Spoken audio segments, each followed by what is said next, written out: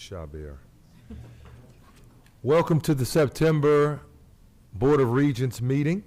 Before I get started, I want to take a moment to remember our former board member, Dr. Charles McDonald, passed away on August 26th, just after our last meeting. It goes without saying that Mr. McDonald, Dr. McDonald, not only made a huge difference on our board, but he made an incredible mark on education in the state of Louisiana as a whole. I'm extremely glad that we had the chance at the last year to celebrate Dr. McDonald and all the great things that he did for the legislator, as a legislator, a board member, and a lifelong educator. And I would also like Regent Levy. Where is Regent Levy? On his way in. Okay, we'll come back to that. So, no, he was right there. Okay, so I just think back about the board event that we had at my home at the end of last year. And it was probably, I think, the last time. It was the last time that we were able to all get together. His wife was there. We just had a great time, great interaction. And he shared how thankful he was to be able to be a part of the board and kind of see a lot of things that he was very instrumental in creating on the front end, with TOPS and so many other things from an education perspective start to come to fruition. And this was a phenomenal guy. So we definitely will make sure that we take that time to get with, have Regent Levy say something. So we'll get started with our committee meetings, beginning with the Audit Committee. So Regent Seal, if you can please call your committee to order, sir, that would be much appreciated. Glad to do that. I'd like to ask Elizabeth Bentley-Smith to call the roll for the Audit Committee. Take your time.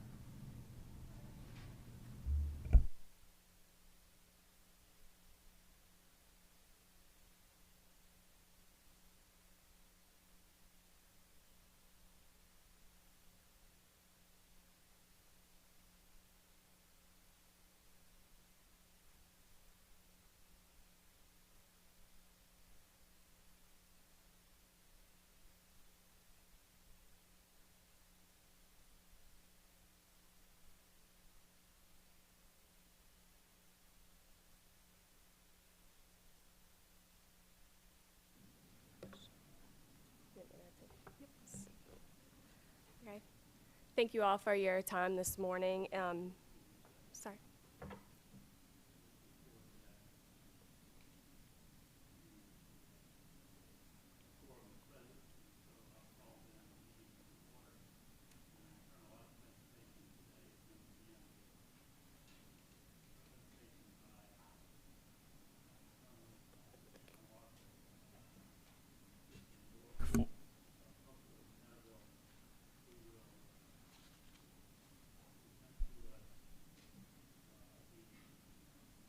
Internal audit plan for 2024 and the risk assessment analysis and report for us to adopt. So, Kristen, you have the floor. Thank you, Regent Seal. So as he mentioned, today I'll discuss our internal audit risk assessment process overview as well as our proposed plan for the fiscal year. The overall objective of the risk assessment process is to develop a risk-focused internal audit plan for the fiscal year. This year's procedures included interviews with key personnel and members of management to gain a further understanding of risk areas of the organization. So this also includes LOSFA and LUMCON. Through the procedures performed this year, we've identified these three areas to be included in our proposed plan. The first being IT security processes of the LOSFA systems. IT security continues to be a risk area that affects all organizations. It has particularly been a greater concern in higher education area more recently. So as LOSVA systems house a lot of student data, we felt it appropriate for inclusion in this year's plan. The next item is human resources.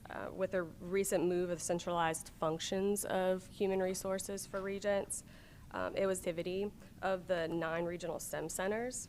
As we understand it, a new 3-year designation of STEM centers has recently started, and which would make the timing of an assessment during this fiscal year advantageous. In addition to these 3 audits listed here, we would also complete follow-up audits of the observations identified during audits completed in prior years and their corresponding management responses or action plans. We have met with senior management who are in agreement with our proposed plan prior to presenting it today for your approval. If anyone has any questions related to the proposed plan or the risk assessment process in general, I'd be happy to hear them. Would you take a moment and explain what are the components of assessing the risk for an organization like Regents?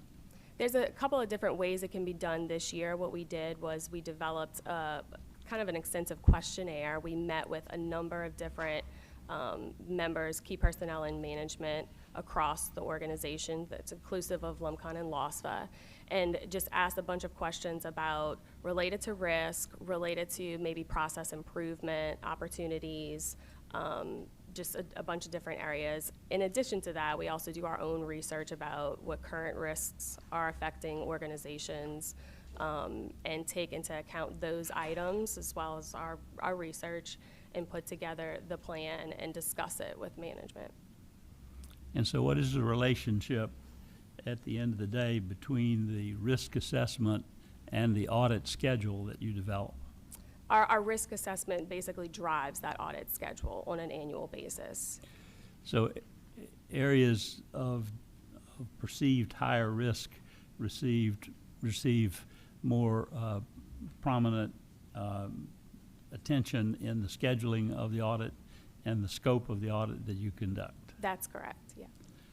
Let me pause at this point and see if any members of the committee or members of the board have any questions about that process.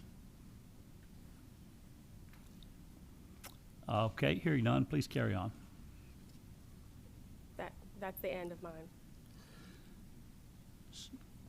So you have a recommendation for the audit plan for the fiscal year of '24. Senior staff recommends approval of the Postlethwaite and Netterville internal audit plan for 2024. Is there a motion to approve? Motion by Regent Weil. Is there a second? Second. Second by Regent Solomon. Is there any discussion? All in favor signify by yes. Opposed, no. The motion passes. Is there any other matter to come before the audit committee? No, sir, not at this time. Good. In that case, is there a motion to adjourn? Motion's been made and seconded. All in favor signify by aye. Aye. Opposed, nay. We are adjourned. Thank you very much. Thank you, Regent Seal. Regent Levy is made himself available again, so if we can, real quick, go back to the remarks about Dr. McDonald, if you will please. Just a second, if I could, Mr. Chairman. We unfortunately had to say goodbye to Charlie Mack a couple of weeks ago. I, together with Commissioner Reed and with Commissioner Judy Williams-Brown, were able to attend the funeral in Monroe.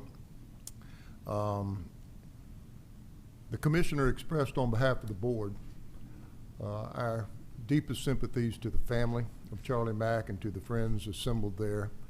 It was a solemn occasion, but it was also a joyous occasion. Dr. Reed pointed out our affection for Charlie Mack and his service to the state. over decades and decades. Charlie McDonald had his professional life developed into 3 different tranches. One first was a student at ULM, and then an alumni, and then an administrator there, and got into the trenches dealing with student financial aid and learned a tremendous amount there. He told me that enabled him to later on understand the significance of what he did in the second phase, which as a legislator he was recognized and is recognized by us as the father of the TOPS program. So from not only being there as a student and being there as an alum and being there as an administrator in financial aid, he then took that knowledge, that experience, and was able to turn it into something that is phenomenal, the TOPS program. Then later, Charlie's capstone exercise was becoming a member of this board. And so he went from everything fighting in the trenches to developing policy and coordination for the state for higher education. He's truly, truly a champion of higher education. He has served this state, he has served this country, and he served our region quite well. He had a servant's heart, and he left an enduring legacy on public education in this state. I was proud to serve with him and to call him my friend. Thank you, Mr. Chairman. Thank you so much. An amazing guy, and as Regent Levy said, has made a phenomenal difference that we appreciate immensely. Next up, we have our Finance Committee. Regent Solomon, we had some spirited discussions yesterday. Why don't you give us some insight and call your meeting to order? Spirited indeed. I'd like to call the Finance Committee to order. Matthew Labriere, will you please call the roll? Yes, yes, sir, Regent Solomon. Regent Solomon? Here. Regent Seal? Here. Regent Creed? Regent David? Here. Regent Levy? Here. Regent May? Regent Williams-Brown? Here. Supervisor Jackson? Supervisor Warner? Here. You have a quorum. Thank you, Matthew.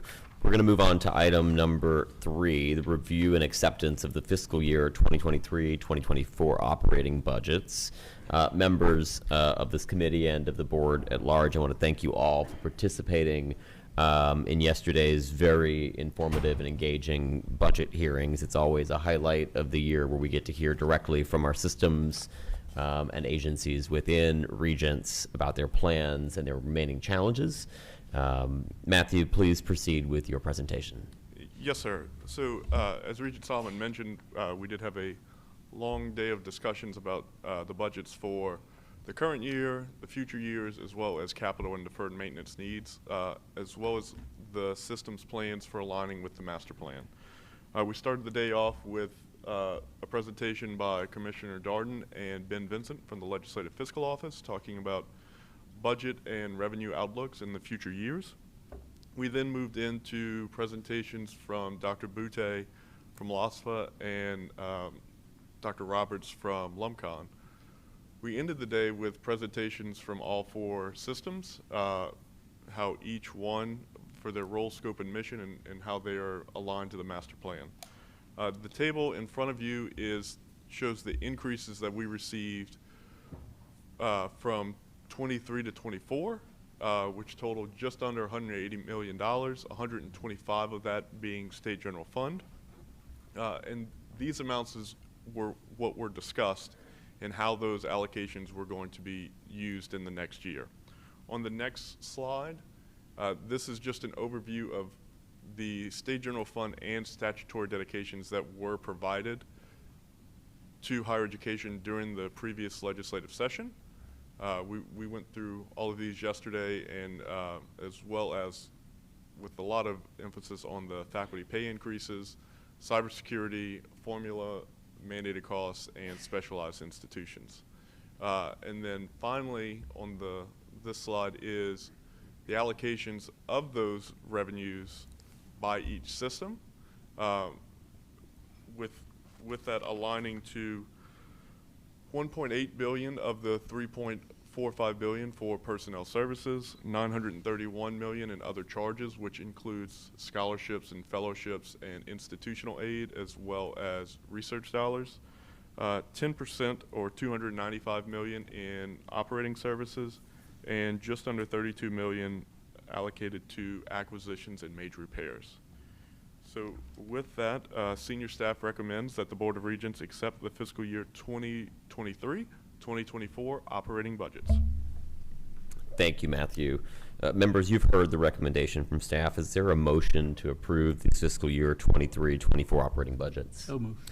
Moved by Regent Seal, seconded by Regent Levy. All in favor? Aye. Any opposed? Any abstain? All right, motion passes. Is there any other business to come before this committee, Matthew? No, sir. All right, hearing none, Wait, is there? I do want to say one more thing. Yeah. This does complete the budget work for the FY24 budget process, but this now moves us into next month in planning for FY24-25, which will bring a budget request to the board to approve. It never ends. It never ends. Well, we thank the staff for all their hard work on this annual cycle every year. It's much appreciated. Especially Elizabeth putting all those bonders together. Yes, indeed. Regent Aubrey has a question or a Yes, comment. I just would like to say that the process is good, it's thorough, an opportunity to certainly exchange with the system leadership and certainly LASFA and LUMCOM. Can you just share what the process will be, as you mentioned yesterday, that we'll be looking at our 5-year review of the formula funding and what that process looked like? And at what point will this board be engaged throughout that process, knowing you're working with the CFOs, but how are we going to look at that? Yes, sir. So in the past, when we've done a review, we bring together in the past, it's been the system CFOs and Regent staff working together through proposals that go before the system presidents and the commissioner, and then comes to the board. We'll be getting those materials together, but right now we're planning to have system CFOs, system CAOs, and a campus representative from each system. A campus representative? Yes, so it'll be a total of 12 instead of 4 from the systems. Is this more of an advisory? Is this some kind of committee that's defined, or it's just more ad hoc? It's ad hoc. Okay. And so we did this in when Regent David was chair, and we went through aligning the formula to the master plan over a series of, I think we had 12 meetings with the system CFOs and regents, going through different scenarios and proposals. Once that was agreed upon, it came before the system presidents and Commissioner Reed for discussion, and then it was brought to the board to be discussed. And that was done, unfortunately, that was done April 2020. So everybody knows the timing of that. So it went into effect but was not used that year because of the pandemic, but has started immediately after that. So the plan would be we would bring something to the board in March or June of 24 for approval. It would not go into effect until the very next year, so this would give institutions and systems a year to prepare for any changes that would be made. Okay. Madam Commissioner, I would just like to see that more of an outline so that we can see that process at least. I mean, he's kind of given us a general summary of what that looks like, but and I'll flesh it with you and discuss how we can make sure. And system heads are good, but there are also some unique situations among the various campuses in a system. And what you don't want is when you got a Southern Shreveport with a 20% reduction in enrollment, they're going to need a different kind of visibility. While the system may look like that, but we want to make sure that there are those unique characteristics where you got a Research 1 of UL Lafayette, but you got some of these other regional schools have different challenges. I just want to make sure, as an at-large member, that I'm really looking at it from an inclusive standpoint of view, not just at the system head, and that we'll just come back in a summary to the Finance Committee and we'll get adopted with that. I want to make sure we really, really look at that, especially if this is a 5-year exercise. So just to look at the framework, and we understand how we can really vet it. And what I'm really interested in is a way that we can incentivize. When I look at what's being recommended for elimination of academic programs today, when we talked about the new programs during our board development, but we didn't really talk much about the elimination. And while we saw that, you know, in like education, teachers, you know, when you look at the number of programs, a third to a half of the programs we're going to eliminate are going to be in education. May be the case, may be a reason why, but we're incentivizing these campuses. So they know most of the new programs are STEM, science, graduate programs, and those are certainly on the higher end of the current formula funding. So if we're going to meet the demands, I just want to make sure there's some unique way that we put some really good set of eyes on it to make sure that what we're putting in place over the next 2 years, it appears, is really where we need to be. So Yes, sir. that's my request. Happy to do that. I think it's a great recommendation. Thank you, Regent Aubrey. Is there any other business to come before this committee or any other comments? Is there a motion to adjourn? Williams Brown and David, thank you. All in favor? Aye. Aye. Any opposed? All right, we are adjourned. Thank you very much. Thank you, Regent Solomon. Let's move on to our next committee, Facilities and Property. Regent Levy. Thank you. I'd like to call the Facilities and Property Committee to order. When you get seated, Chris, if you would call the roll, please. Yes, sir. Chair Levy. Vice Chair Weil. Regent Creed. Regent Ewing. Regent Meir. Regent Pryor. Regent Gill. Here. LSU representative. Here. Southern University System representative. LCTCS representative. Here. And ULS representative. We have a quorum. Thank you. We'll move to item 3, the consent agenda. Chris? Yes, sir. The consent agenda contains 9 small capital projects and 3 staff-approved third-party projects that have been approved since our last Facilities Committee meeting.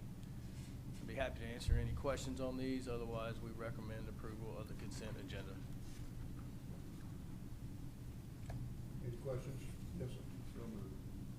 Well, we want to hear also from the third-party reports. They're included under the consent agenda. These And do third-party, we a have a motion to secondary approve? project. I'm sorry, do we have a motion to approve the consent agenda? We do. Regent Blau, do we have a second? Regent Meyer, any opposition? Hearing none, that motion is approved. Now we'll go to the next third-party project on behalf of ULL. Yes, sir. This project is again, a third-party project submitted on behalf of the University of Louisiana Lafayette. The reason this one requires a separate motion compared to the previous 3 is that they are issuing debt in order to finance this portion of the project. It's a larger project in the $65 million range to demo the west side of Cajun Field and reconstruct that portion of the stadium. The project specifically today before you guys is to fund the seating replacements on the west side. They're working with the Raging Cajun Facilities, Inc., who is the 501c3 established by the university to perform construction projects on campus. Again, the cost of this portion will be $16.5 million. They're securing the debt from a variety of fees. One is a parking fee that's levied on students, faculty, the public for parking on campus. The second is a master plan fee. And then there's another pledge of fees derived from parking in a particular lot on campus. They're not going to establish a maintenance reserve fund on this project due to the nature of the project and the overall construction of the west side of the stadium. And again, there's going to be, it's primarily premium seating. There'll be loge seating, mid-range suites, club seating, and the like. And I'd be happy to answer any questions on this. Otherwise, we recommend approval. Is there any questions concerning the fund? All of these fees that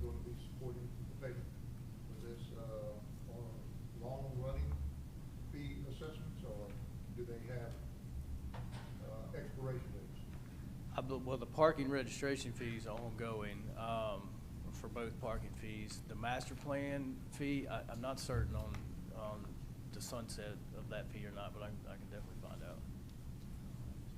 You heard the proposal by the staff. Is there a motion to approve this item? I so moved. Motion. Is there a second? Second. Is there any opposition? Any discussion? I have a Hearing- question. Yes, sir. One question. Just to make sure I'm reading this right. This will be for University of Louisiana Lafayette football stadium seating replacement. Correct. And it's being recommended that we pledge to incur debt and to pledge to repay this debt utilizing fees derived from students and faculty for parking, a master plan student fee, and another parking fees derived from a certain zone to improve football stadium seating. Correct. Okay. And that's typical on third-party projects. They'll use fees to finance, whether it's typically if it's housing, they're using. Oh, revenues I generated. understand. But yes, sir. When you look at, as a former student government president, when we had fees, and I'm just making sure I understand what I'm reading, that we're going to replace seating at the football stadium, pledging revenue derived from parking. Correct. Okay. You see what happens when they need a new parking lot, right? All right, we have, I'm not on the committee though, but I just wanted to ask questions. yes, sir. What is a master plan student fee? What is it? It's just a fee. ULL has recently developed a new master plan, and it's a fee assessed on the students to work toward. It's ULL recently developed a new master plan for the campus for the next 15 years to 20-year future of growth and development on campus, and this fee has been assessed to help the institution meet those goals and fund a variety of projects. Is it buildings or facilities mainly? Or? It can affect a wide variety of things. It doesn't strictly have to be facilities related. I do not know on a per student basis. Any further questions? Yes. Regarding the parking fee, and I'm going to go off of what Regent Aubrey said, when fees are passed, they're generally passed with very, very specific purposes. So my question is there a copy of the fee legislation regarding parking?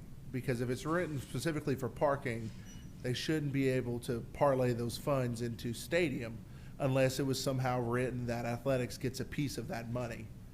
And I'm just speaking on behalf of the UL students at this time asking that. So I would definitely like to see more of that or check in on that as well. Okay. We may have some assistance here. Yeah, we do. We have the bond counsel here that can probably better answer that question. Okay. Gentlemen, please have a seat and identify yourselves.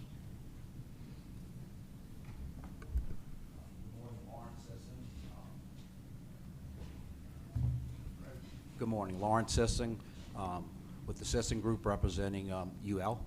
Good morning, I'm Matt Kern with Jones Walker. We're bond counsel on this transaction.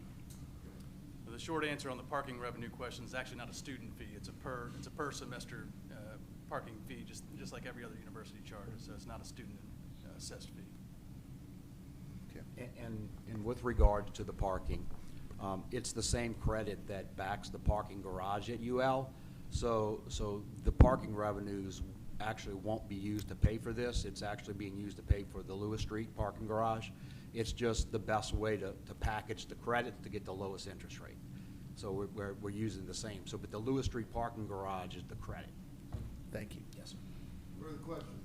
No, I didn't understand. I couldn't really, the Yes, first sir. gentleman mentioned, said it wasn't really a parking fee. It's a parking decal fee, but it's not a student self-assessed fee like some of the other fees that you've seen. So it's parking, For anyone parking- who pays for- for parking, for parking whether it's permits students, on campus. faculty, staff, you're using that fee, not a student assessed parking fee. That's right. So on the student's cost of attendance, whether it's whatever they call this institute, it doesn't say parking on when they pay. You're saying it's embedded into the university operating budget If somewhere. they choose to buy a parking pass, they will pay this fee. It's a little different than when students have a referendum and impose a fee on themselves. But everyone that parks on campus pays it. It's not just a student-specific fee is what he's saying. That's right. Further questions? Always about parking. If there's no further questions and there is no opposition to the staff's motion, that motion is approved. Thank you, gentlemen. Thank you. All right, Chris, is there further business? Yes, sir. I wanted to provide the board on an update as to the capital outlay recommendation that we'll be presenting to you guys next month. I think Commissioner Darden expressed yesterday the situation we find ourselves in terms of capital outlay for the foreseeable future. For that reason, our focus on the upcoming recommendation will be to look at strictly keeping projects moving forward that have some funding previously or in the bill this year, to keep those going and not recommend new projects going forward. The estimated bond capacity next year will be in the $530 million range, and that's for any Priority 5 non-cash money that would convert to a cash line of credit next year, or any P2 lines of credit which would be funded out of that $530 million. That's a statewide figure. That is not strictly for higher ed. As of now, or forthcoming from the systems, their management boards have approved a total of 233 projects for next year at almost $1.2 billion in year one dollars for the next funding cycle. Of those 233 projects, 87 of those are ongoing projects that have received either a line of credit or state general fund, capital outlay savings fund cash to get those projects going. The total request on the year one dollars for those ongoing projects next year is right under $800 million.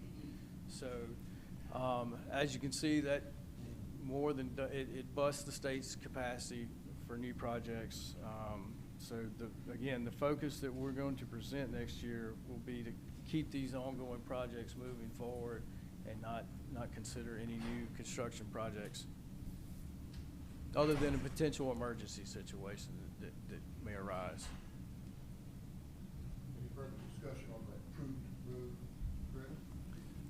Just Yes, sir. one question, what changes in the state budget would cause you to lift that moratorium? I think it would be fair to get the projects completed that we have ongoing, and we have a lot within the figure of ongoing projects. There's a lot of new buildings in the works for all systems.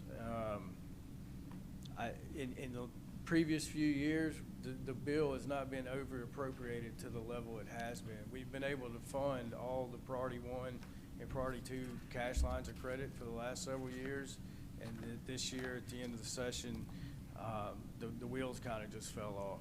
So I think the focus, like Commissioner mentioned yesterday, this could have a 10-year effect trying to sort this out. It would be prudent to make headway on this before we start recommending additional new projects. Is it fair to call it a pig through the python problem? And if we wait until the pig gets through the python, we can start again? Is That's a new one for me, but yes, I get the analogy. Thank you. I want to add to this, given that, I think, Chris, you said the bonding capacity is 500 million and our existing projects are 800 million. So that will mean we will need to have some conversations with the division, even about our own programs that are in Priority 1. Correct. And how they will go about prioritizing which of those programs and projects will move forward. So we will certainly, on behalf of the board, engage in that conversation with the division, get clarity around how they plan to decide on those things, and then have Chris bring that back. Yes, sir. I am not on this committee, but I have a question. Remind me, the process, I know you do visits to all the schools and institutions around the state. You understand their deferred maintenance, what their future capital outlay needs might be. We aggregate that in some way, but then there's often the scenario where institutions kind of go around that process and go directly to the legislators in their area and advocate for their good work. How does this moratorium or this pause, how do those two things relate to? If we stop doing something, how do we ensure that, how does it work? I don't know how to answer that question, ask that question any better. Yeah. Yeah. So we'll have to understand the timing and the process, Regent Solomon, and come back. So if the bill is oversubscribed by several $100 million, correct? Currently, The current bill. correct. We would have to understand both what the current Commissioner of Administration and position and the future Governor and Commissioner of Administration position would be regarding that. And whether or not they intend to try to address all the Priority 1 projects, both those that are within the budget and those that are oversubscribed before they move to Priority 2. So an understanding of how they want to approach that will allow us to be better informed in how we've done this. We certainly have had multiple years where the legislature and governor have said no new projects. We'll do emergency projects. We'll try to help with deferred maintenance. And it appears that we may be back in that position again. But your question is a good one, right? What's the process and how are we gonna honor the process so we can get through this and still make sure we're advocating for our institutions to be those that are funded in Priority 1. So it's a stay tuned, I think. Thank you very much. Got it. Any further questions or comments? If not, then without opposition, that motion is approved. Do we have then any further business? Lastly, I'll just point out, after Regent Solomon mentioned the visits, I sent out an email a few weeks ago about the visits that are upcoming. I will remind everybody when I come to your area of any upcoming visits, but I will be on the road for the next 2 months, essentially. We'd encourage you to attend if you're able to do so. And again, I will shoot you an email before I head to your area. Thank you, Chris. Do I have a motion to adjourn? So moved. We have a second? Second. We are therefore adjourned without objection. Thank you, Regent Levy. Next up is Academic and Student Affairs Committee. Regent David, the floor is yours, sir. Thank you, Chair Temple. I'd like to call that Academic and Student Affairs Committee to order. Dr. Denley, can you please call the roll for us? Can you guys switch the mic or pull one of the other mics over? I don't think that Mine mic's not on? working. All right, give it here. Thank you. I think she was saying his, but I think mine's on. Yours is on right now. We'll turn it on or off. Hit a little button right here. Two mics better than one. That's right. Regent David, does that work? Yeah, I think so. We All right, actually, good. all right, we're both live now. So yeah, if you can call the roll, Dr. Denley, thank you. Thank you, I will. So Regent David is here. Regent Finley? Regent Creed? Regent Meyer? Here. Regent Solomon? Here. Regent Sterling? Regent Gill? Here. LCTCS representative? Here. LSU representative? Here. Southern representative?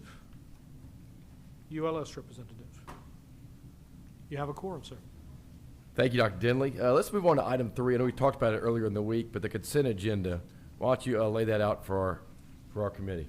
I'm happy to. Thank you so much. So the consent agenda is this time a set of routine staff approvals. There is one new graduate certificate, and then the others are several requests to offer programs 100% online. So senior staff recommends that you approve the consent agenda. All right, short and concise. Thank you.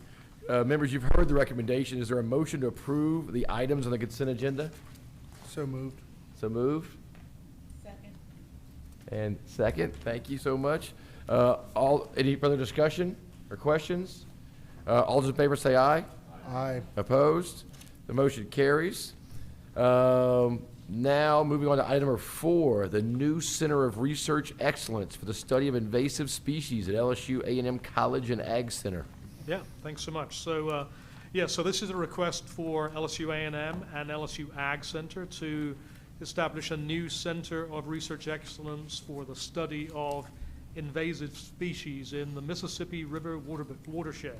And this is really a wonderful new collaboration. This center, once it is up and going, will work not only with LSU and various different arms of LSU, but also with southern universities, ULL, Nichols, and so it's really a way for us to knit together research capacity that we have across the state. So I think study an incredibly important aspect of just the agricultural life in the Mississippi watershed. So this Center of Excellence, those who have been part of this collaboration have raised $24 million for the last 5 years of the work that they have been doing together. They have already secured an annual $22 million for the next 5 years going forward. And so I think this is extraordinarily important work and well within the grasp of our trying to recognize it as a center of research excellence for the state. So recommend that we approve that Center of Research Excellence. Thank you, members. You've heard that recommendation. Is there a motion to approve? So moved. Second? Second. All right. Regent Solomon, Regent Meyer. Any further discussion or questions? Hearing none, all in favor say aye. Aye. Opposed, say nay. Hearing none, the motion passes. All right, now moving to item number 5, the 2023 academic planning. And we just heard a whole bunch about this, but go ahead, Dr. Denley. Thank you, sir. I will be suitably brief, given the fact that you could almost do this for me. Just back in October of 2021, this board really asked for changes to be made to the way in which we approve academic planning and new degree programs for all of the systems that are part of the Board of Regents family. And so that was then put into effect last year. We created 2 entirely new processes. One which asked campuses to provide 3-year academic plans that recognize the programs that they intend to bring for proposal or are requesting to bring proposal in the coming year, that they are thinking about for year 2 and are contemplating for year 3, and to have that together with assessments of where new programs that they have had recently approved would be are as part of the process, how low producing programs are contributing to that process, and lastly, how programs that they would like to request for termination would be part of that process. It's, of course, incredibly important as part and parcel of our overall strategy around around the master plan, a pathway to 2030, that as we aim for 60% of our adults, 25 through 64, to have some credential of value, that they really do have the credentials that we need as a state to make sure that they and we can be economically competitive. And so that is an incredibly important part and parcel of that. And as I say, it's not just asking for these new degree programs. It is that much fuller picture of review. So this year, as part of that process, institutions had, as part of your packet, provided 60 programs of progress reports. There are 60 programs that have been approved over the last 5, 6, 7 years that are part and parcel of that ongoing review and ongoing monitoring. Many of those programs are now at a place where they can be left to move forward, but there are others where the information they've provided is already enough, and we're happy that we can wait until next year, and then others we will be requesting more information as the year unfolds. And then lastly, there are 9 institutions who are recommending the termination of 28 programs. I wanted to pick up on Regent Albury's comment around terminating programs in education. he's exactly right. There are some post-baccalaureate certificates in education that are being recommended for removal. The post-baccalaureate certificates are in many ways a way in which campuses can experiment to see, is this the right way to meet the need? Is that the right way to meet the need? And evidently what we can see is that, at least in the judgment of these campuses and in the enrollment in these programs, having these certificates is not contributing to meeting the need that we have when it comes to being meeting the need of teachers. And so it isn't the case that by removing these graduate certificates that we're lessening our capacity. It's just we're not, these certificates we're doing it in the right way, if that makes any sense. So it's part of what I'll recommend later is the termination of those and the other programs that are part of that list.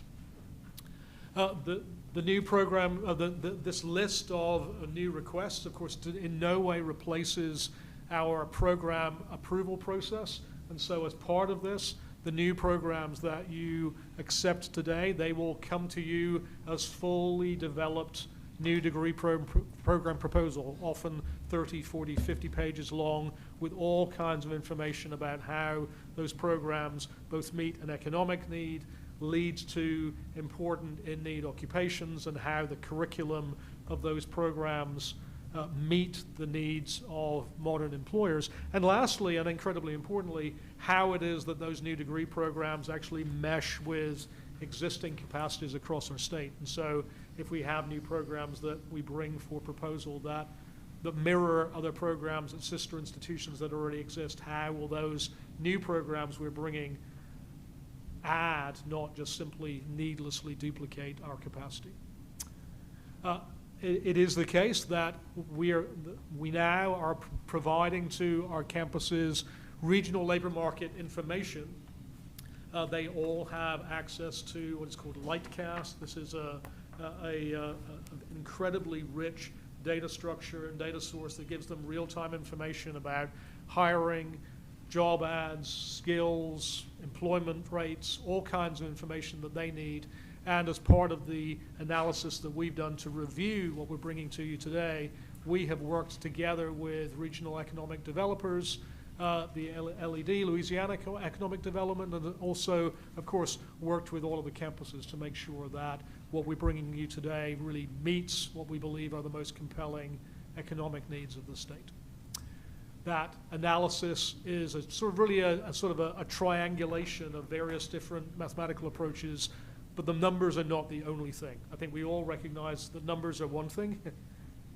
Maybe numbers are a lot of things, but they are not everything. And so it has been incredibly important to supplement those numbers and that numerical analysis with important conversations in regions and with all of those players to make sure that we have all of those compelling needs met.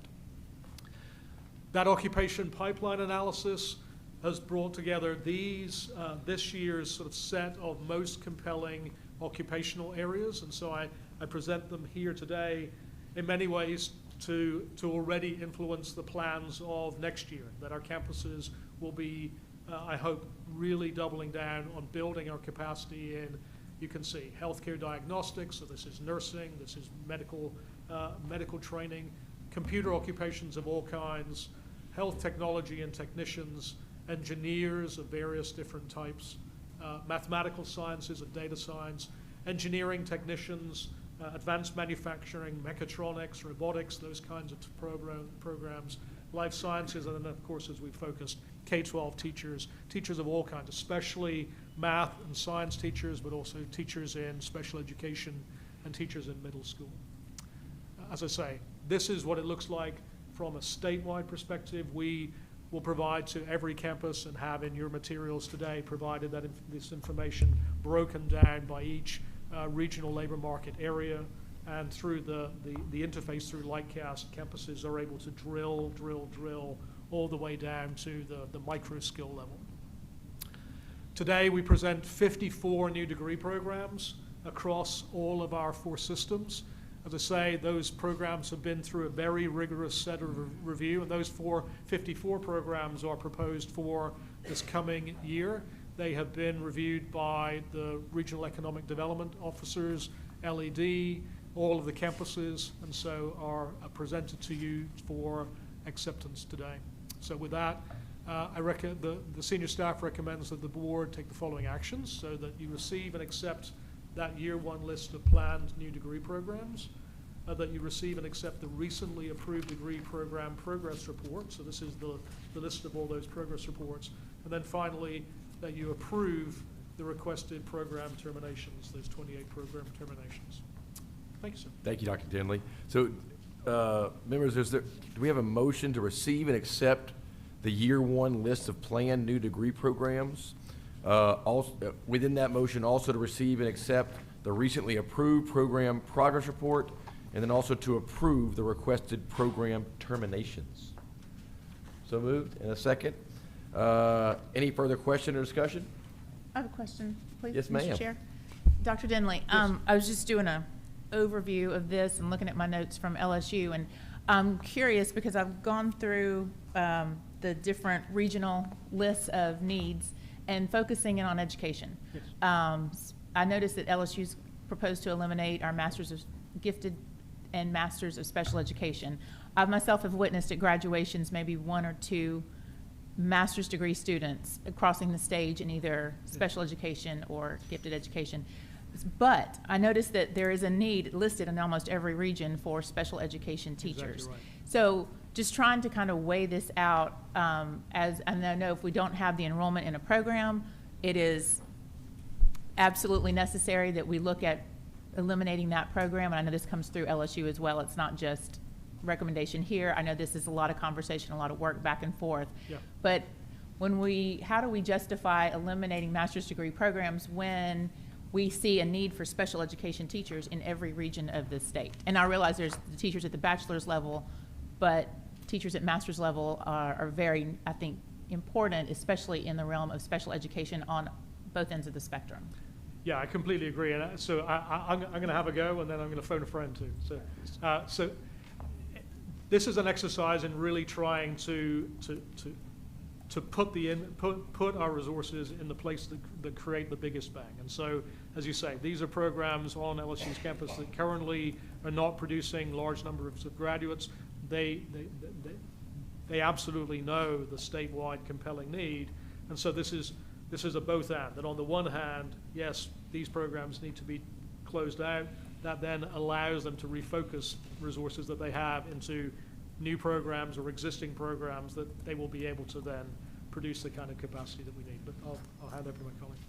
Sure, and another thing, just to let you know that many of our institutions are transforming their master's degree to be a master's degree of multiple subjects, which then has multiple different concentrations underneath that master's degree.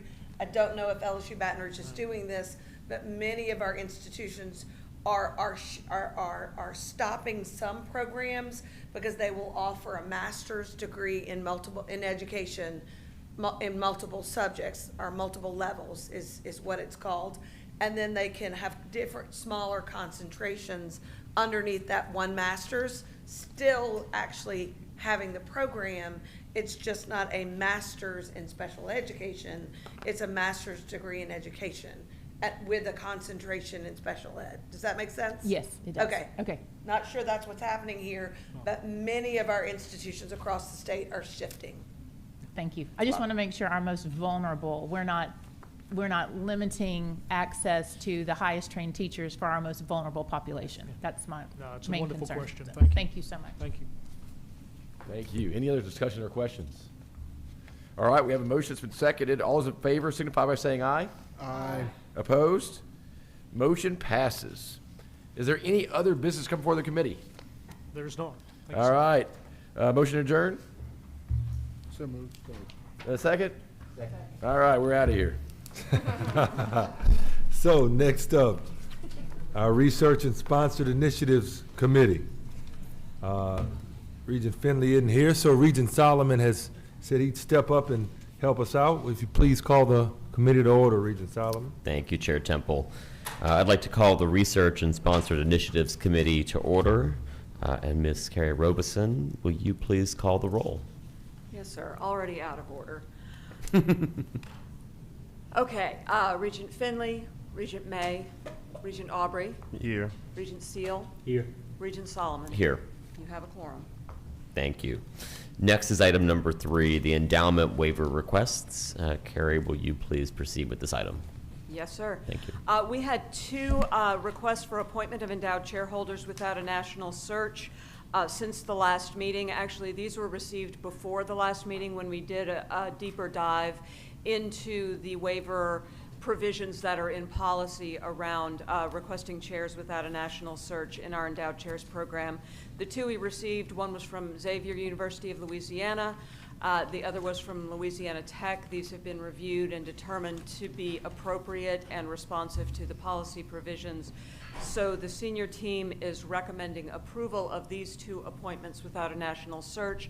But the senior team is also requesting, as I indicated last month, we are doing significant work around policy revisions within our endowment programs, including looking at this provision for appointment of chairholders without a national search.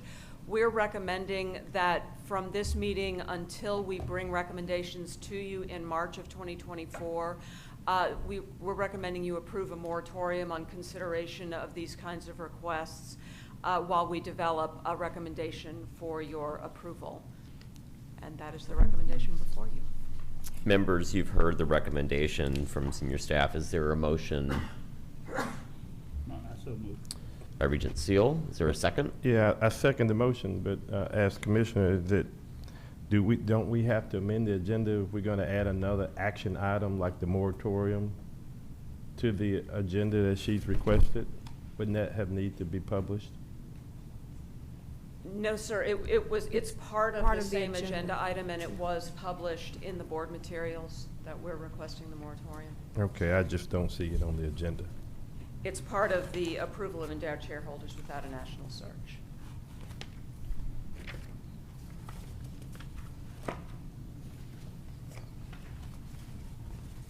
Okay. I'm looking at Uma to make sure we're in order. So this is not an addition today, but I want to make sure that we're in order here. You know, it's amended with a unanimous vote. Yeah, I do see the sentence now, but as I look at the agenda, like I said, it just didn't appear to be very clear that that was going to be an additional recommendation, but. Go ahead, Uma. The agenda item, if it gives proper notice of the nature of the subject matter, if the details differ or the details expand the nature of the subject matter, that's okay. As long as there is fair notice to the public as to the nature of the matter discussed, it's not another agenda item. But if the board wants to take a vote on adding an item, that can be done too. Yeah. Does the public see the board packets? Yes, sir. The materials are published. And so I think what you're saying is, even though there's not a item 3C, for example, that says discussion of a moratorium, in as much as the board packet contain the material, you feel comfortable that it's inclusive? Yes, I believe there is fair notice to the public, especially with the board material being part of the what's available publicly. If we wanted to take a belt and suspenders approach to making sure that we did this right, what would we do to amend the agenda in order to be sure we did not sidestep The the notice? committee would take a voice vote Okay. with a unanimous vote of all the members present. Okay. An item can be added to the agenda. Okay. But yes, that would, if you, out of an abundance of caution, if you want to do that, that's fine. Let's do that out of an abundance of caution. Regent Aubrey, do you feel comfortable with that? Would be a prudent move? Yes. Would you like to make that motion, sir? Yeah, but I think we should carry the original the first. That's fair. motion So let's take items 3A and B. Let's vote on those. Then let's do the additional item out of an abundance of caution. So can I hear? You've heard the recommendation on items 3A and 3B, which are the appointment of endowed chairholders and limited waiver of endowed chairs. Is there a motion to approve these? So moved. Regent Seal. Is there a second? And I second. Regent Aubrey. All in favor? Aye. Aye. Any opposed? All right, that motion carries.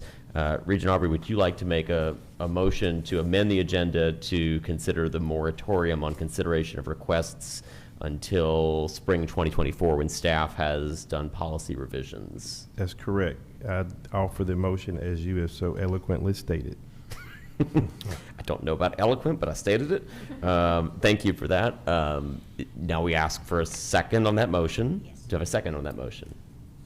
For the adding it to the agenda. I'll second the motion. Regent Seal seconds it. We need a voice vote from all in, I think, Carrie, you're going to call the roll for this voice vote. Is that right? Yes, sir. Thank you. Regent Finley, Regent May, Regent Aubrey, Yes. Regent Seal, Yes. Regent Solomon. Yes. So you have a Passes. unanimous vote of all members present, so with that, the item is added to the Amazing. agenda. And what are we going to call this? 3C? Yes. Let's call it 3C. So 3C, now we've heard the recommendation of staff to impose a moratorium on consideration of requests made under this policy provision effective immediately until staff recommendations for related policy revisions are considered by the board in spring 2024. Do we have a motion to adopt this? Yes, I so move that we approve the recommendation for moratorium and considering any additional requests by this board to spring 2024. Thank you. Is there a Second the second? motion. Regent Seal seconds it. All in favor? Aye. Any opposed? All right, the motion carries. All right, moving on to item 4. All right. All you, Carrie. Item 4 is a request from the University of New Orleans to divide an existing endowed chair that was matched previously into 4 endowed professorships at $250,000 corpus level each. This is consistent with a policy that the board passed in August 2011 that any division of an endowed chair into professorships should not be allowed unless it is at $250,000 per professorship or above. They are within this provision, and the senior team recommends approval. Senior staff, excuse me. All right, thanks, Carrie. Members, you've heard the recommendation. Is there a motion? So moved. Regent Seal moves. Is there a second? Second. Regent Aubrey seconds. All in favor? Aye. Aye. Any opposed? Any discussion? All right, the motion carries. Thank you. Sir? Is there any other business to come before this committee? No, sir. All right, hearing none, is there a motion to adjourn? So move. We got Regent Aubrey, Regent Seal seconds. All in favor? Aye. This committee is adjourned. Thank you very much. Great job. Thank you. So now we're going to move on to statewide programs committee meeting. Regent Meir, can you please call your committee to order, sir? I'd like to call the statewide programs committee to order. Mr. Roberson, will you call the roll? Yes, sir. Regent Meir, Present. Regent Pryor, Regent Aubrey, Here. Regent Ewing, Regent Finley, Regent Weil, Here. Regent Williams-Brown. Here. You have a quorum. Thank you. We'll move on to item number 3, the consent agenda. Dr. Boutte, please proceed. Certainly. All right, the first item, members, is to add COVID-19 back to the objective circumstance category. If you'll recall, it was there for a period of time, then cases went down. We are now seeing cases resurge, so we feel as though it needs to be added. The reason that it requires a rule change is the last time it was objective, you had basically online classes. That's not the case now. So we have to add in circumstances for, like, you got COVID. Somebody in your family member got COVID. You were exposed to someone who got COVID, or you are caring for a member of an at-risk population that has COVID. So the advisory committee has reviewed this, and we request to reinstate it. Next. Thank you, Carrie. The next one is approval of the regular exceptions. You're seeing a new exception broken out now for MJ Foster. We want to make sure that you know that individuals that are in the MJ Foster program can request exceptions for the requirement to continue to remain enrolled full-time, as can TOPS recipients. So in this case, there's 27 exceptions for TOPS that you're being asked to look at, and 2 exceptions for MJ Foster. Those have also been reviewed.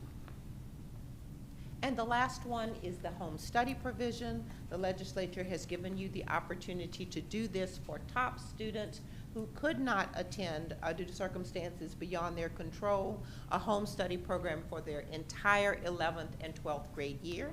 There are 4 exceptions requested in this setting. And the Loss Advisory Board has reviewed each of these requests, and they recommend approval of all of them. Thank you, Dr. Boutte. You've heard the recommendation of the consent agenda items. Can I get a motion to approve? Mr. Chairman, I recommend that we approve consent items A, B, and C favorably. Thank you.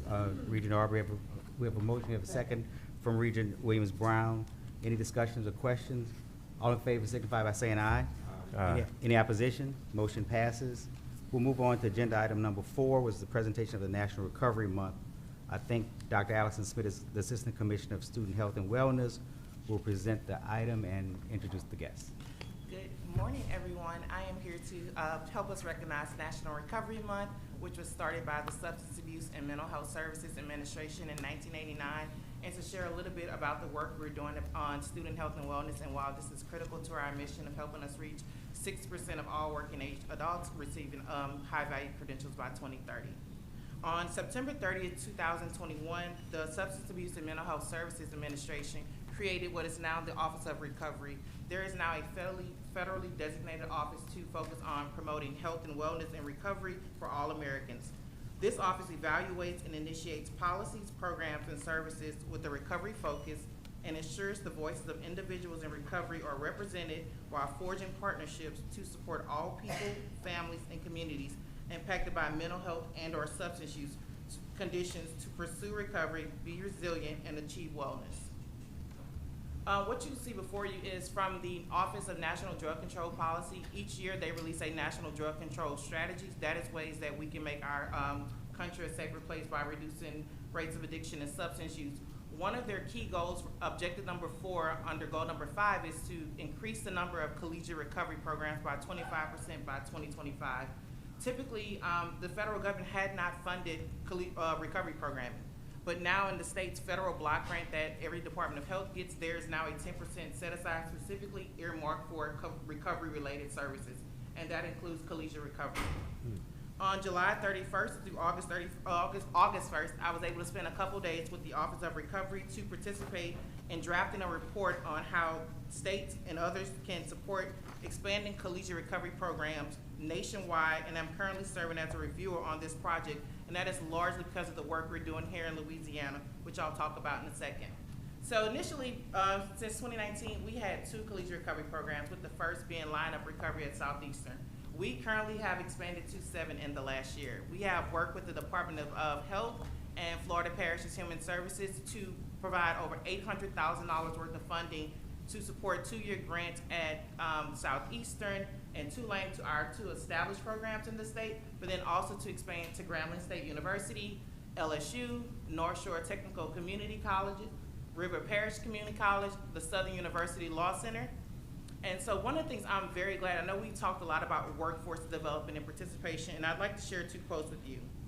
These were from letters of support that one of our institutions received in their packet for application materials to support having collegiate recovery.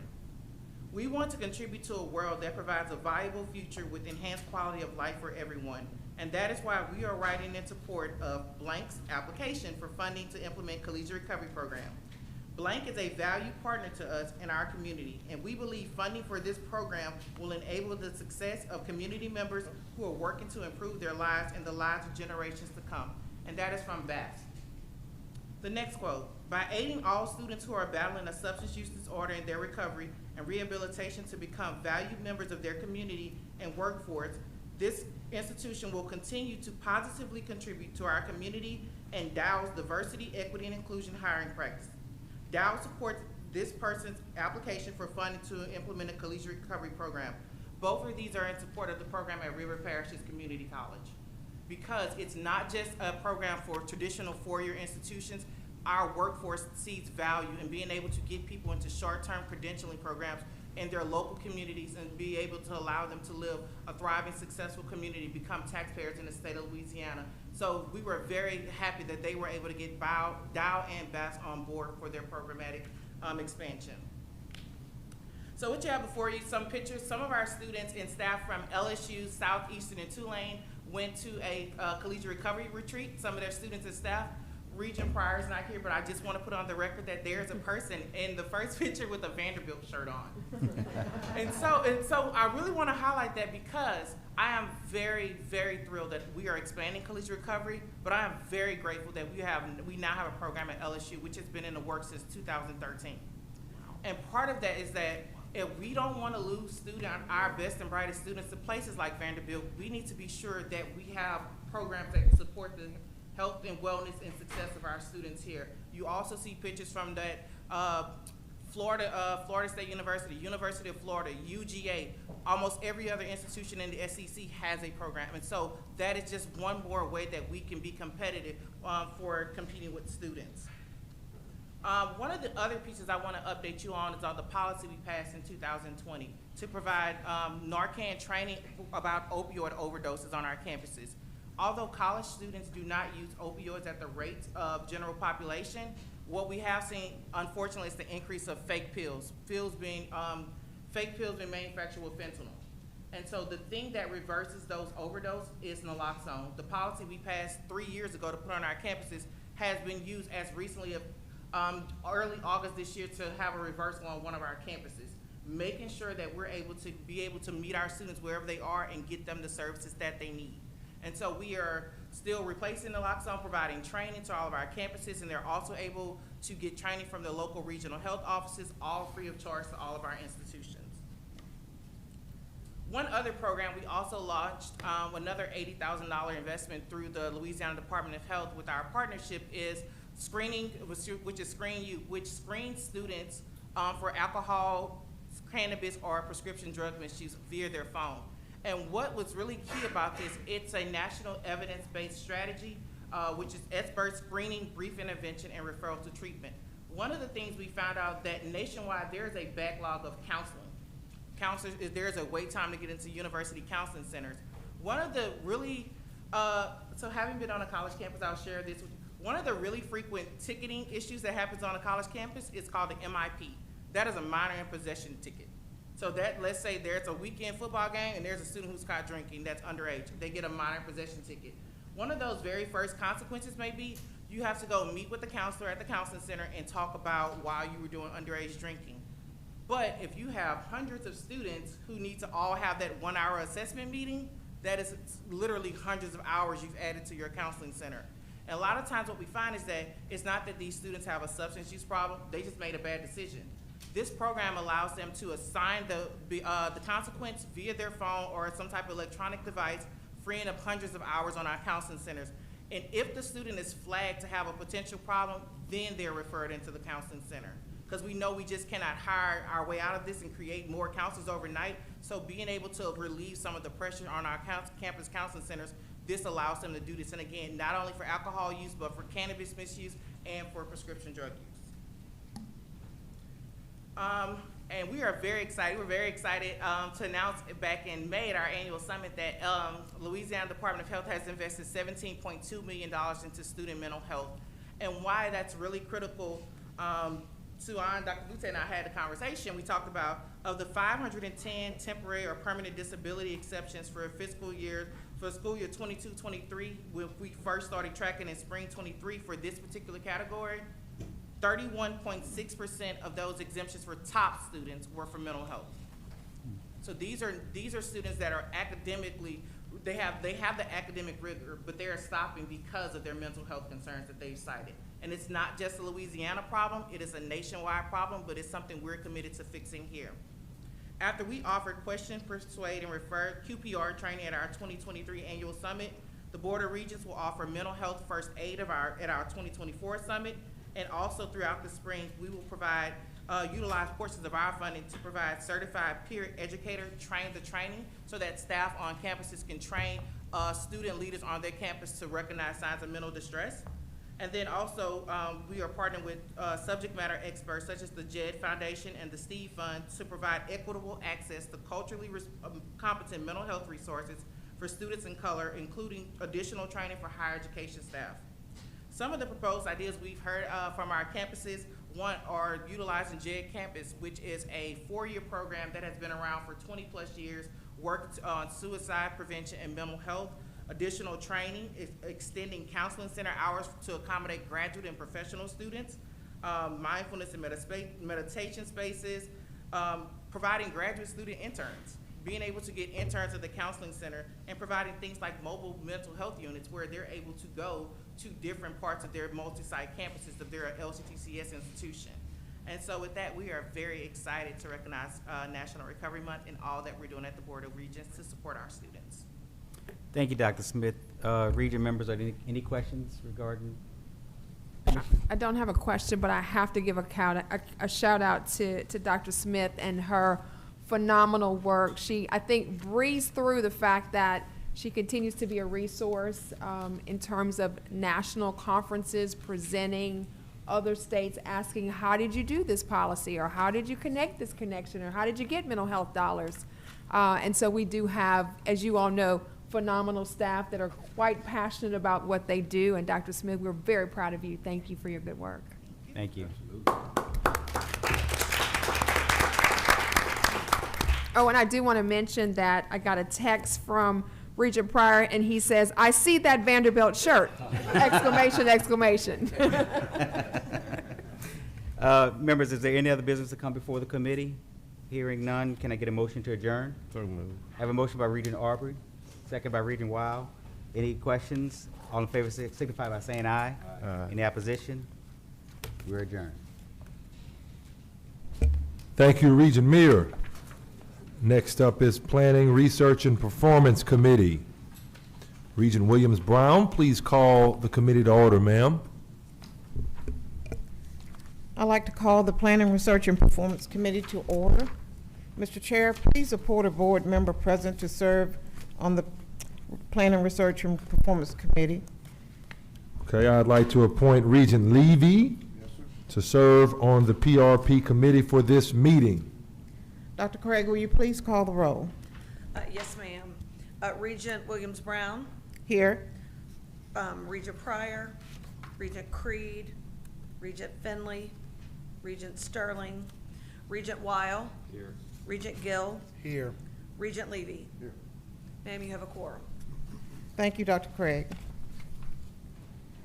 We will now move to item 3, the consent agenda. Dr. Craig, who serves as the Deputy Commissioner of Strategic Planning and Student Success, will present this item. Please proceed, Dr. Craig. Yes, ma'am. So the first item on the consent agenda, we only have one item. It is the academic licensure renewal of South University in Savannah, Georgia. This South University offers 38 programs, and currently in its unduplicated student count, there are 123 students.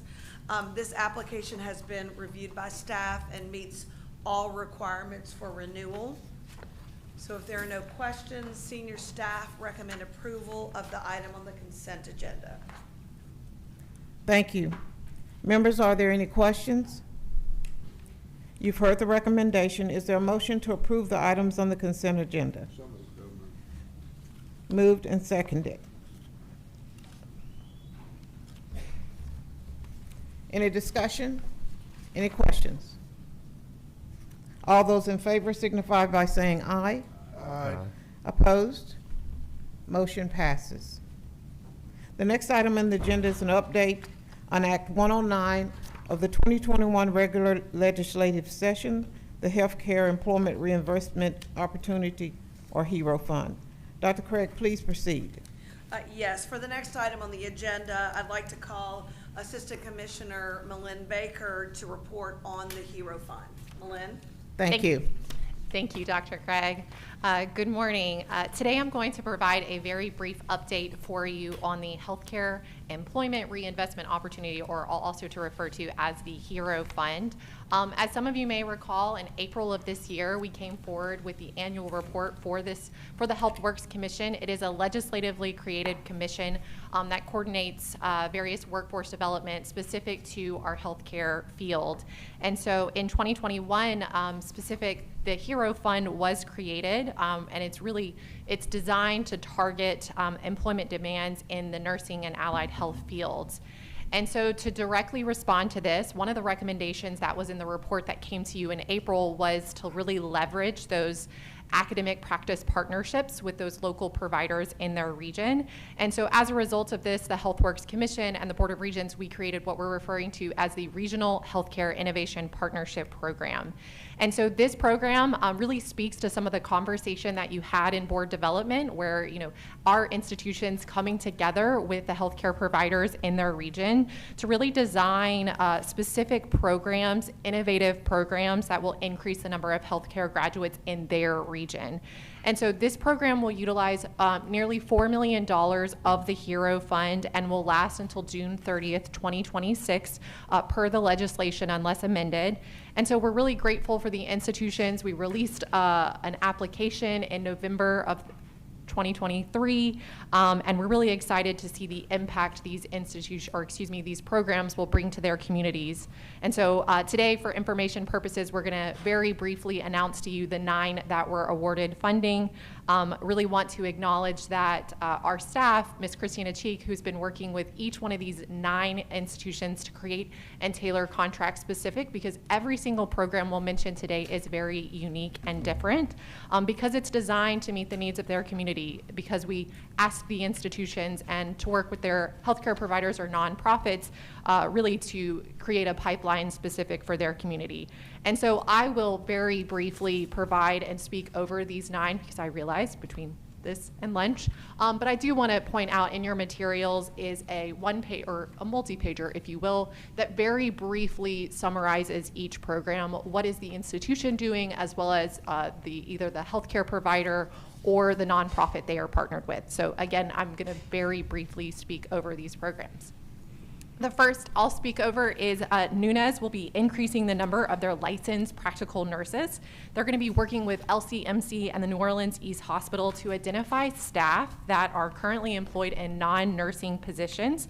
So if we think about an employee at those hospitals that has an interest in the healthcare field, Nunez is working with this hospital to build a specific pipeline to increase the number of LPNs. And so really speaking to from the student support services, they're going to be really tailoring this program for those that are in the workplace. So thinking of those flexible hours and those tutoring availability.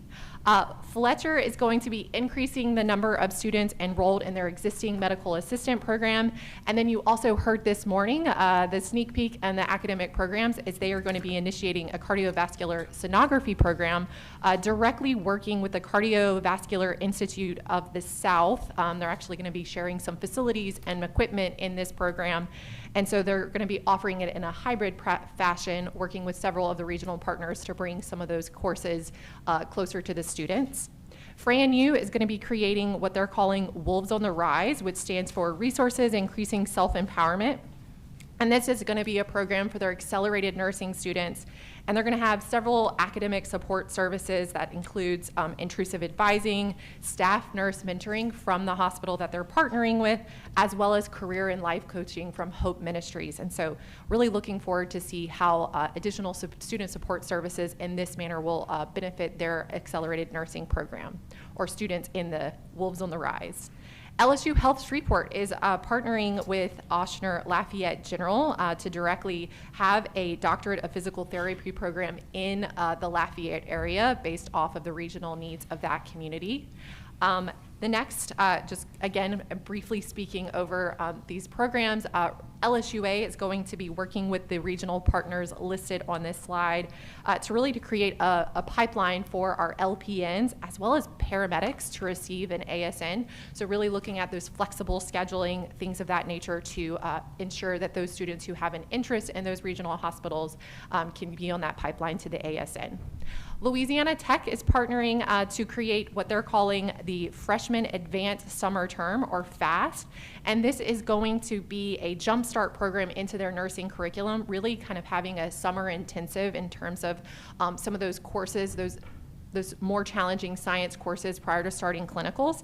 And so they're going to be partnering with Northeast Louisiana Healthcare Medical Alliance, really working on the mentoring side, but also allowing those students additional support and time during that summer fast is what they're calling it.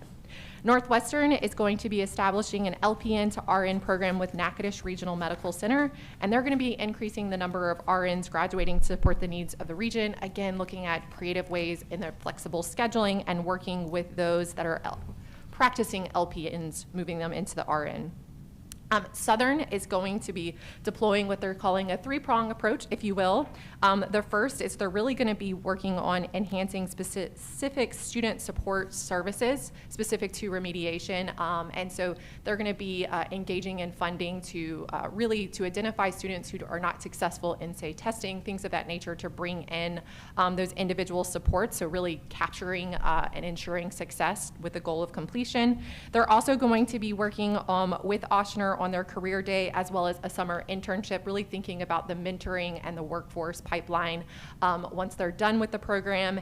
And then their third approach is they're going to be creating a kind of a pipeline for middle and high school students. And so they've got a summer program designed to really encourage and build some excitement in the middle and high school around the nursing profession.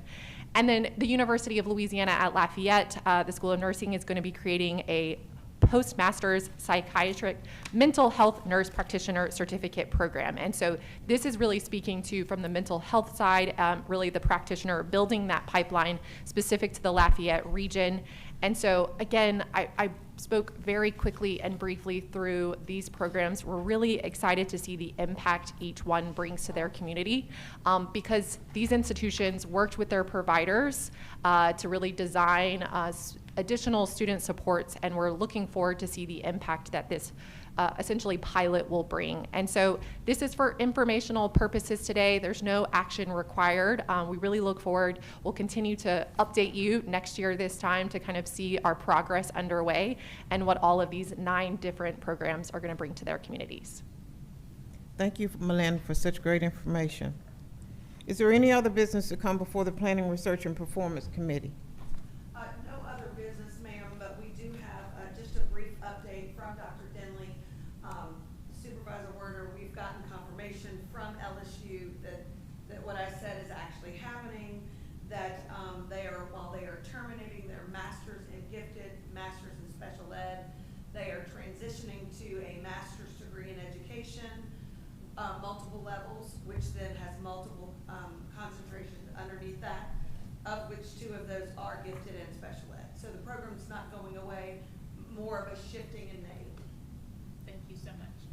Thank you, Dr. Craig. That is all for our committee. Is there a motion to adjourn? So moved. Can I get a second? Second. Any discussion? Any questions? All those in favor signify by saying aye. Aye. Opposed?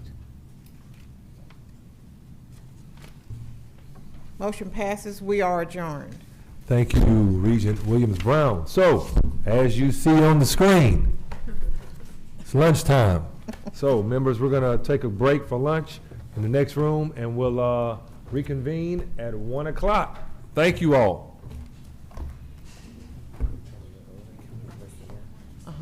I'm going to switch that and say 12:45. Get done a little bit quicker. Thanks.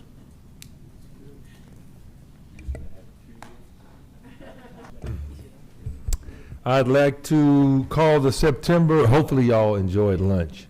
Yeah. I'd like to call the September Board of Regents meeting to order. Members, remember we are being streamed live, so do they know that we're starting early? Are we just continually being streamed? Or we? Okay. Remember to turn your mic on, speak directly into the mic. And we do have people watching, for those that may think that we don't. There are people that are watching. So some of our own. I know Regent Creed is watching. Regent Creed and Regent Pryor are both watching right now. So we're thinking of you all, gentlemen. If we can move on to the roll call. Doreen, please call the roll, ma'am. Aubrey? Present.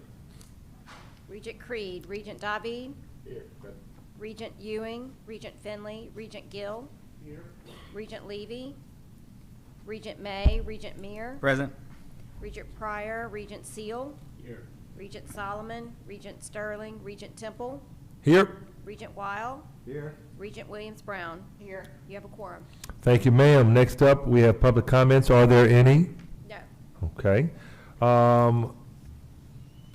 Additional public, no comments, no other business? Okay. So, members, you've received a copy of our August 23rd meeting minutes. Do I have a motion to approve the minutes? So moved. Regent Seal, second by Regent Weil. Any discussion? Any questions? All in favor signify by saying aye. Aye. Opposed, saying nay. Motion passes. Let me make the chair comments. Want to first give our student board member, Samuel Gill, an opportunity to give an update on all things happening on our campuses. I actually have been extremely impressed just by Regent Gill in these in this first couple of days that we've really been engaged. Having been on the board for, I think this is my 9th year, obviously I've seen 8 different student members on the board. And all of them have been, impressive in one shape, form, or fashion. That's not surprised, and consider that out of all the first of all, they're student body president of their university. Second of all, they were chosen by the student body presidents as the representative of all student bodies. So you know that they're going to be impressive. But this young man has really, his level of engagement, his level of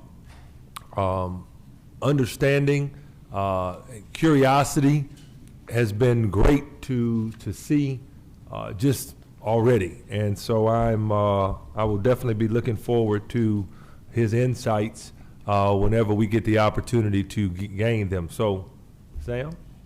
Thank you, Regent Temple, for those words. I'm blushing. So thank you for that. Recently, what's going on in our different systems? This past weekend, we had a cost meeting at Louisiana Delta Community College. We had great discussions about campus safety and about our annual Washington, D.C. trip. We will also be traveling to the college convention in New Hampshire. I believe Mr. Harold Boutte is on that board. It is not just limited to SGA members. In 2020, Louisiana had about 100 representatives, which was the largest at that conference, and we will have the ability to speak to United States presidential candidates. So I think that'll be really, really cool, especially considering we're in an election year. Pivoting off of that, some of our institutions and our systems have hosted gubernatorial debates as we have an upcoming election. I believe UL Lafayette, LSU, A&M Baton Rouge, and Southern Baton Rouge hosted our gubernatorial candidates. Great turnout from what I understand. Some of our cost students were interviewed by LPB this weekend, who plans to use the responses from this interview to create a montage of voices and views from students that will lead into a question for the candidates participating in the LPB televised gubernatorial debate on September 28th. So everybody tune in to see our phenomenal students. Some of the questions were, and this first one is pretty loaded. It says, what are your thoughts about climate change? And then it continues saying, what are your views on living and working in Louisiana, including quality of life and economic opportunities? It continues by saying your concerns, possible solutions, and what they're looking for in leadership from our next governor. So really getting a glimpse of what the future of Louisiana looks like from a young educational perspective. I was interviewed, and everyone from each system was interviewed. I think either 1 or 2 per system. And from what I understand, the interviewee was very, very impressed by our student responses. Campuses are working very hard to navigate enrollment and budget decreases by consolidating staff, degree plans, and faculty positions, and raising student fees where necessary so operations can continue in the most financially responsible way. We spoke about this yesterday in our budget hearings, just kind of making sure that I know the position that we're in, especially in the UL system, but other institutions, that with this enrollment decrease, you're going to have a budget decrease. And raising fees to mitigate some of that is not the answer.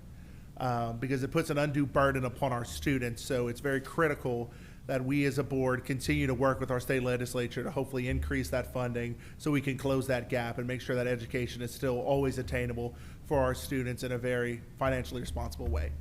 Thank you. I told you all so.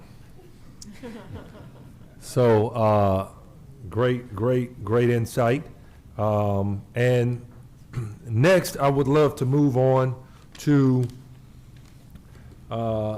the broadband announcement in Thibodaux.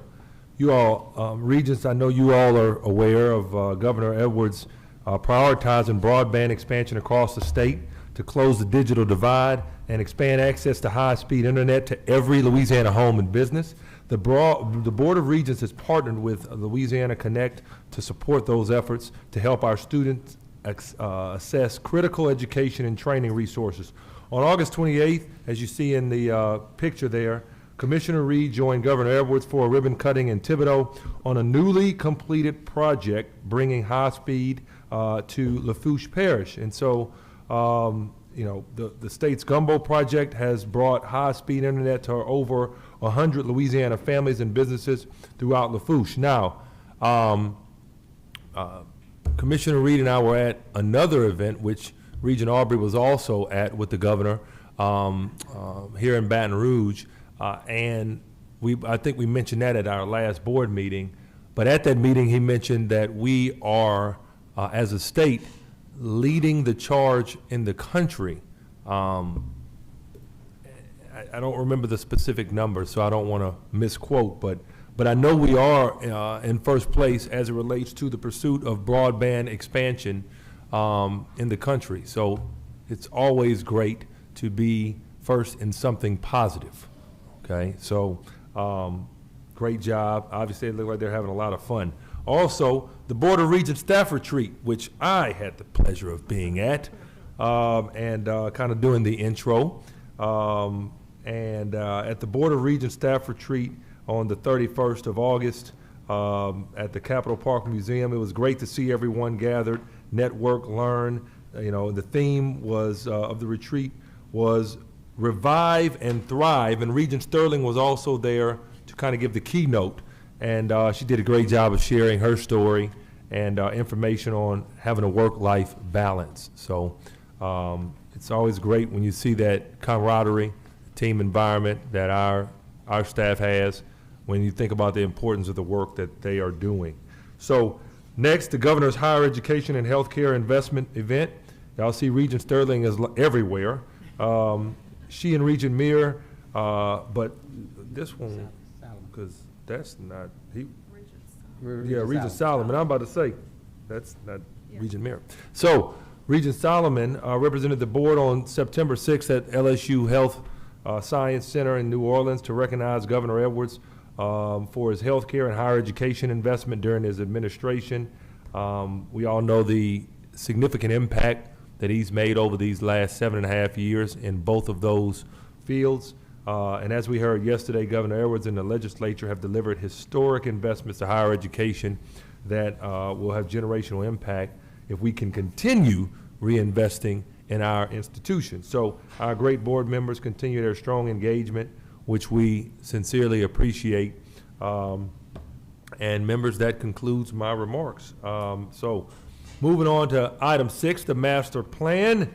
Year 4 update. You all know that this morning we got a pretty in-depth update, but at board development, Commissioner Reed, the master plan is our North Star, obviously, and each year in September, I know that I look forward to, and I'm assuming that the master, all the board looks forward to hearing about the progress.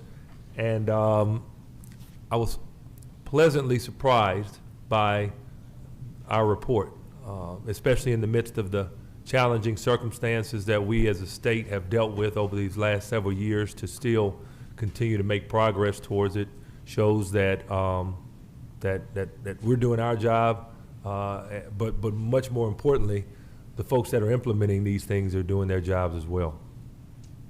Absolutely, Mr. Chairman. So Really excited to share with you the latest. Dr. Denley is here. You have a copy of the annual report in front of you, so I want to make sure that everyone takes a look at that. As always, we have an opportunity to highlight a student, so we have a wonderful Delgado student on the front, and then this phenomenal photo on the back with President Marcus Jones and Anna, who are just elated to have earned that credential. And so we know it's all about the students, as Chairman Chabert would say. I appreciate the acknowledgement of the big team approach, the big team effort, campuses, faculty, staff, everyone working diligently to help us to get to that 2030 goal of at least 60% of our population having a credential of value. So it is Master Plan Day. We are pleased to share and to make sure we're holding ourselves accountable and reporting out on how we're doing each and every year. So with that, I'll ask Dr. Denley to share the report. Great, thank you. Yeah, and again, a huge, just as a point of privilege, just a huge thank you to the whole team for putting the report together. It's just like always, is it working? I thought we had already, yeah. One of these will work. There we go. Let's get closer. Feel like I'm at the Yeah, UN yeah. or something. Yeah. There we go. Right. Yeah, so again, it's a point of privilege, just a huge thank you to the whole team for putting together what it is that we're able to show you today. As Chair Temple said, it is good news that back in 2019, we set out what I think many thought of as a really audacious goal to reach 60% of, just to be clear, our adult population, aged 25 through 64, all across the state, for 60% of our population to have a credential of value to transform their lives. This year, I'm very happy to tell you that we are at 49.5%, the highest that we have ever been. And as Chair Temple said in his introduction, it is not easily won to move from where we began at 44 and something percentage points all the way up to 49.5, a good 5% swing across hurricanes and across mass pandemics and who knows what else. I mean, you know, I think you can't write that script, and I hope we don't get to experience chapter 2. But right. The reality is that no matter what has been thrown at us, we have prospered and we have progressed, and so you can see the progress that has been made. We are right on the cusp, right on the line of crossing that 50% goal, and so I look forward to coming back to a year from now and celebrating crossing that goal. That in itself will be a great milestone. You can see the trajectory that we have. The gray trajectory was what I shared with you last year. That's kind of where we were headed. You can see that trajectory inching up, and that's of course a testimony to the work that's happening across all of our campuses, all of the hard work that's happening. And the reality is that as so many of the initiatives that I'll be talking about in a minute, as they gradually come online and they gradually take hold, so we expect that trajectory to continue to inch up towards that 60% goal. This year, upwards of 65,000, right at 66,000 and change students earned a credential of value across our state. And that's, again, that is a record in this state. And so it is good news for us to share today. Now, of course, and we focused on it throughout this meeting, that we are committed as we get to that 60% mark, committed to it not just being a number. It is about transformation. And so we want to make sure that when we reach that 60% goal, that 60% looks like Louisiana, that we're committed to that equity, we're committed to everyone being involved in that, and we are also committed, again, through the action that you are taking through the day, to making sure that the credentials that those folk earn, that those are the credentials that they need and Louisiana needs for us to be prosperous, both as a state and in their communities and individually and all of that. And part of the work going forward is for us to really get a good understanding of what that ROI is. What is that return on investment? What is the difference that it makes both on a personal level, on a societal level, on a statewide level. What difference does it make when our citizens earn those credentials and inch towards that 60%? And so in the early part of next year, I will be bringing you information to really put dollar and cents behind that. If you really see what it is that the difference makes, as I say, individually and also as a state, and also for us to really double down on how do we help people to really make good on the promise of the credential that they're earning. It's one thing for them to walk across that stage and shake the hand of their president, and we want them to do it. But it's another for them to really take advantage of the promise that they now have. And so, again, ways that we can make that more impactful, we're all behind it. So what I want to talk about just briefly is this high-scale strategy that we're using, this pathway to 2030. How are we intending to get to that 60% goal? What are the strategies we've been employing? How are they going? And what are we planning to do this coming year to keep on keeping on and keep the momentum going? So we have this three-pronged strategy to increase college going, to improve college success, to do better at helping more people be successful in college when they come to us, and then lastly, to recognize all credentials of value, to recognize that today in modern higher education, there is an enormous spectrum of credentials that really can be transformational. And so making sure that we know what all those are and that they are really counted in our progress count. So I'm going to kind of go through each of those strategies, kind of tell you where we are, what we're doing, what we've got going on. So the first of those is about increased college going. I'm going to kind of talk about that from two ways. First of all, you know that we have used dual enrollment as an incredibly powerful strategy. I think the commissioner shared with you that she and I were together in Austin, a meeting of about half a dozen states. They wanted us to talk about our dual enrollment story. Everybody in the country wants us to talk about our dual enrollment story, and there's a reason for it.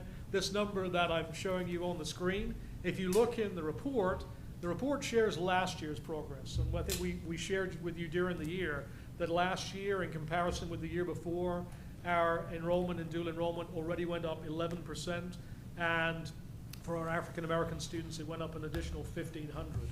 These are the latest numbers for the 22-23 year on top of that. So on top of the 11% of, from 2 years ago to last year, we've gone up another 15% last year on top of that, another 22% increase for our African American students, another 1,800 on top of that 1,500. So everything for dual enrollment is heading in the right direction, and long may it continue. Of course, the reality is that we have a lot of things in play to keep that progress going. As I shared this morning, we have work in trying to make sure that we have people qualified to go teach all of these extra sections of dual enrollment that we have. We created the new admission pathway so people can now be admitted to college because of their early college experience.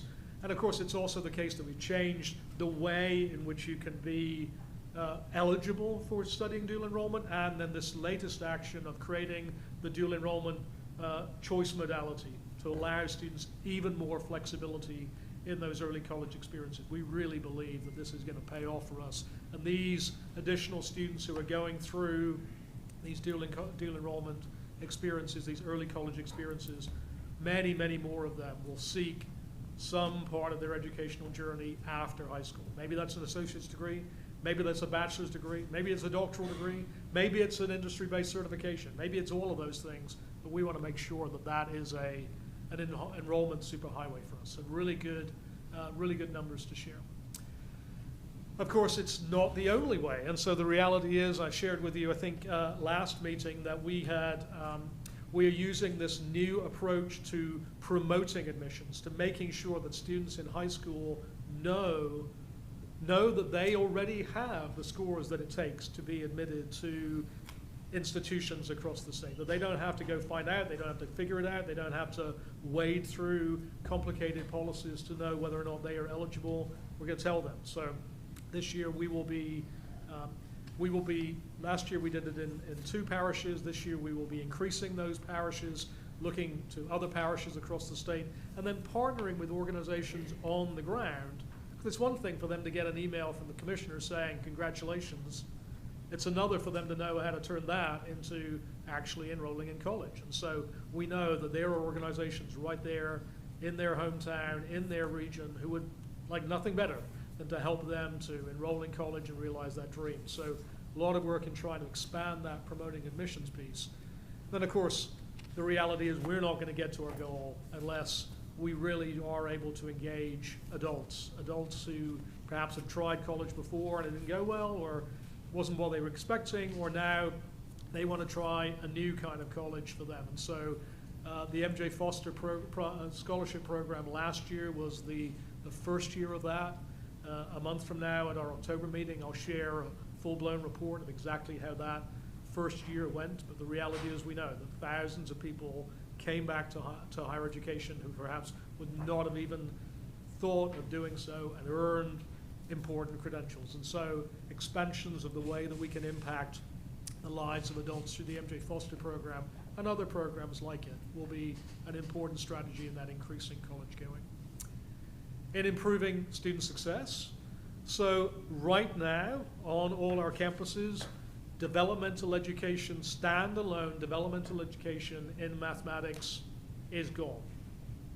It is the case that as a state we have now completely scaled up the requisite approach to mathematics education this year, and we have English faculty who are busy at work to do the same for English a year from now. So really exciting to see that work. Hopefully early in the spring I'll be able to share with you early information about how that's going, but the reality is it is a huge lift for a state to do this, and so a huge vote of thanks for all of the faculty who have worked so hard to implement this. And now we will be excited to see the fruit of the labor that they've done. So scaling up co-requisite, huge piece. Our Momentum Summit, our first Momentum Summit, you'll remember, was back in February of this year, where we brought together executive leadership teams from all of our campuses there at Tiger Stadium to really come together as higher education in the state to say, yeah, you know what, these are the strategies that will enable people to be more successful at all of our colleges. From here on out, each month, we will be asking a campus to have that momentum moment, to come here to a board meeting and share how are they doing that, what are they doing to implement momentum strategies on their campus. And so I know you'll look forward to hearing that just as I am. There's some wonderful work happening across the state, people putting all of those pieces in place, just as Regent Gill pointed out. Some of it's about new programs, but so much of it is about financial aid or the registrar's office or student affairs or all of that combined. And so that will be really welcome work to hear. Our next Momentum Summit will be on February 7th and 8th of this coming year. And it will really be focused around working with department chairs and deans to think through how now do we think about their role, how do they think about their role with their college or their department through the lens of momentum. So exciting things happening around student success. And then last but not least is counting all credential of value. And I'm going to go, just to jazz it up, I'm going to go in the other direction. So I'm going to talk about more credentials first. Got to make sure you stay awake after lunch, right? No potatoes and beans, those are too good. So the more credentials. I shared earlier in the day that for the first time we're able to count all of those industry-based certifications from our 2-year public institutions, from proprietary institutions, but also from our private institutions too. That sounds like a lot, and it is a lot, and it's been able to unearth thousands of credentials that we were not able to see before. It's not the end of the story. Modern education has so many different providers that are not part of where we might traditionally have looked. And you've heard of them, Coursera, Google, Microsoft, they also are providing important industry-based certifications, but also organizations that are not, they are a different kind of education provider that don't necessarily neatly fit into any of our ordinary buckets. And so we will be working with many of those providers to understand how can we recognize the credentials that you are earning, you are providing, and how can we count those towards our count. But more than that, and you heard this yesterday from Dr. Sullivan, there is really important education that is happening that we have not really ever been able to surface for you at the Board of Regents level before. Yes, we have people who are working towards industry-based certifications, and we need to recognize that. But we also have folk who are earning high school equivalency exams, HISET, GED. We have folk who are going back to adult education and advancing them towards those credentials, and we want to make sure that we're able to recognize that too. And so we will sure enough be gathering that information from LCTCS and from other providers across the state to make sure that we're able to paint a full picture of credentials of value, yes, but also on-ramp education that is moving people towards those credentials of value. So that's an important change. Universal transfer pathways, legislation in not the most recent session, but the session before, where we were able to come together and create those universal transfer pathways in multiple different disciplines. It's gone a little quiet now, I can tell you where we are. We brought together 20 teams of faculty. People in other states thought that we were a little insane to try to do this at that kind of scale. But those 20 teams of faculty produce 24 pathways in the most in-demand majors, the majors that most people transfer in. And those pathways are right now at the campuses going through their last stages of approval. And then we will, again this year, be going back out recruiting another 20 teams of faculty, and we're going to do it again. So hopefully by a year from now, I'll be able to talk to you about 40 or 50 pathways that we will have that will really cover all of those things. I hope I don't need to remind you of how transformational that is. For now, us to know that any time a student anywhere in the state decides, you know what, I'd like to major in business. I'm not entirely sure exactly what kind of business, and I don't really know where I'm going to go, but I know I want to do it. They can begin right there in their high school and absolutely guarantee that everything that they take along that pathway is going to count no matter where they go. No, they don't have to be clairvoyant. They don't have to trust to it. It's going to be true. Yes, sir. Now, just for the regents that either have not had conversations with anyone about this or maybe newer, this is a huge thing. He said not understating, because when I got started, I remember folks saying, well, I started here and I wasn't able to bring it here. And I'd be like, how can that not transfer over? You know, so, I mean, and so that's a very, very, very big deal. And it enables, we've been talking about collaboration between the schools. It just puts students that are going to school and going to college in Louisiana at an advantage.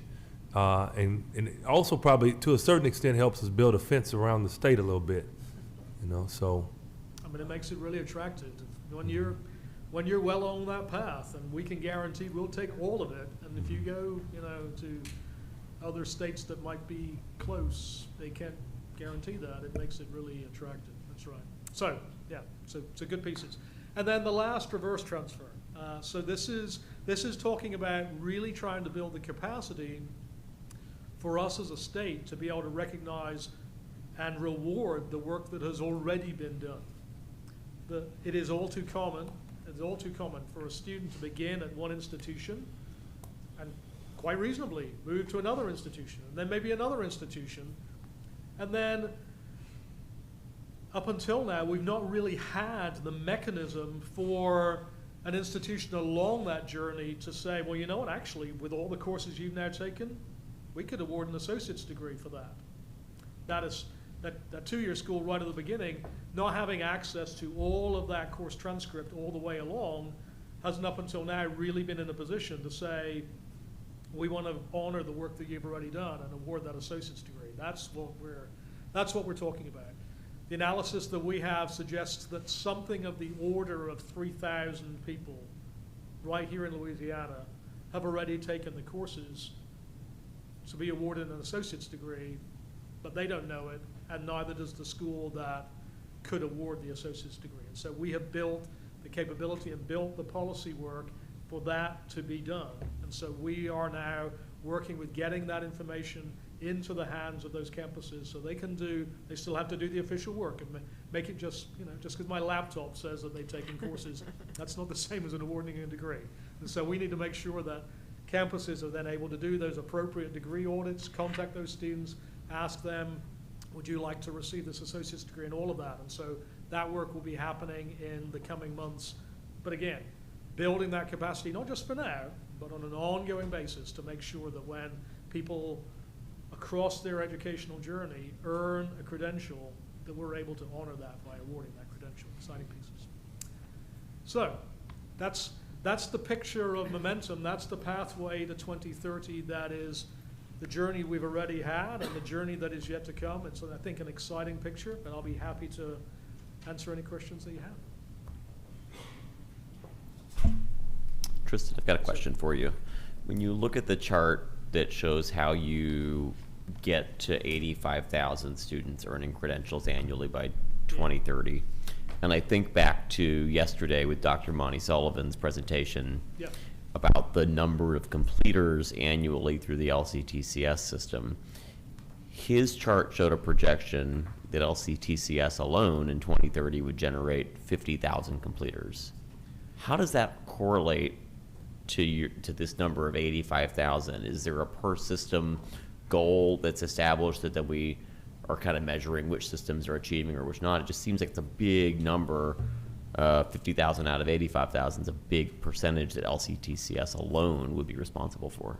So some of this is about making sure that we clarify exactly what we're counting, and this can be complicated sometimes. So sometimes when we talk about this, we talk about completions, like the completions of particular qualifications that sometimes can be stackable.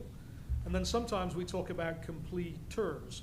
So an individual, many people in this room, my suspicion is, have earned several different qualifications along the way. And so sometimes we need to make sure that we're consistent about how these pieces fit together. Regardless, the reality is the 85,000 that we are shooting for, a significant proportion of those are going to be workforce credentials. They're going to be initial door opening credentials because that's kind of the nature of that. They're not going to be PhDs. They're going to be entry level credentials. And really, in so many ways, I know we talk about this 85,000, this 2030 goal as a destination, but it's not. It's when we get there, and I'll use the word when, not if, when we get there, we will be in a very different place from where we are today, but it'll be a different place for us to begin a new journey because many of those people who now have that initial credential, it will be the first of other credentials that we need to be in a position to be able to make available to them across their lifetimes. The reality is that's the way that life is today. It's not a one and done educational journey anymore. It is a many, many. And so I think that's the picture for us to think through. Yes, we want to make sure, and that's what we're looking for in this academic planning, that all of our systems, all of our campuses are all playing their part in contributing. It is the case, as you say, that many of the credentials in the 85,000 will be initial credentials in that way, but they are initial along an intentional journey to the future. Yeah. Is there work that's been done that shows how that goal cascades throughout the different systems? So we have not yet really knit together. We can be in a position to do it now, I think, with all of the information that we have. It really had to get a really good picture, we needed to have a really good solid count on what these industry-based certifications look like. How many last year, it was the first time we even knew, like, how many numbers are in that number? Is it 5,000? Is it 10,000? We literally had no idea. Now, for the first time, we know how many people are included in that count. This year's number will be yet more accurate. I think we are now, now in a much more solid position to be able to say, yeah, that 85,000 will look more like this, and this.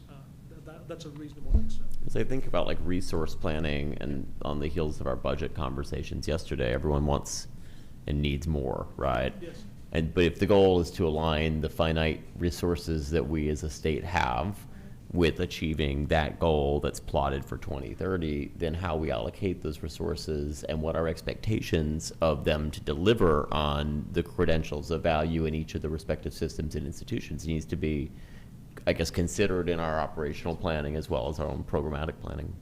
Absolutely. It's a very important point. I want to go back to your original point, Regent Solomon, about Dr. Sullivan. So he has said, as you know, I'd like $40 million in non-credit. We can produce 20 million more, 20,000 more, would love it million, to get us to the goal. And so he is thinking about how much non-credit how many non-credit dollars he needs to produce, how many credentials. But Tristan is right. Remember when we started, we were at 44% attainment and 40,000 credentials. We had no insight into the private institutions, the proprietary institutions, the non-credit. Now that Tristan has spent a year to build that data set, we can now have those conversations. So we're, as my dad would say, we moved from fishing with a cane pole to a rod and reel, right? We're getting better and better and better because our information is stronger, to have a stronger analysis and a much more refined discussion about resource and priority and how to move the work forward. That's right, because it's not just counting for counting's sake. I think that's it's counting so that we can really use the strategy. Thank you. The other thing I would say is that when we set the goal in 2019, we had an internal conversation with the staff about, do we want to say what kinds of credentials? How much non-credit, how many certificates, how much associate degree, and the $85,000 goal? And we said no, because we don't have insight into all the credentials that we have yet. And so again, we're able to refine our analysis because we have more information. Yeah. But you raise a great point. I mean, the reality is, and this is something, again, we are looking to work on, is if you wanted to know, well, what kinds of certifications or credentials are there and where could I go get them? The reality is right now you have to be a little clairvoyant. You have to know where to go look, and then you go look, and then it's there. We want to get to a place where you are able to go find it and we can help you look for it. Because the reality is, again, this is not just counting for counting's sake. By knitting all of this together, we can make a one-stop shop where you can see, here are places that I could go and get a CompTIA Cybersecurity Plus credential. Here's a place where I can get a bachelor's degree. Here's where I can get a master's degree. So you don't have to be clairvoyant. We can lead you through that journey. And that's, again, an important thing for us to be able to do.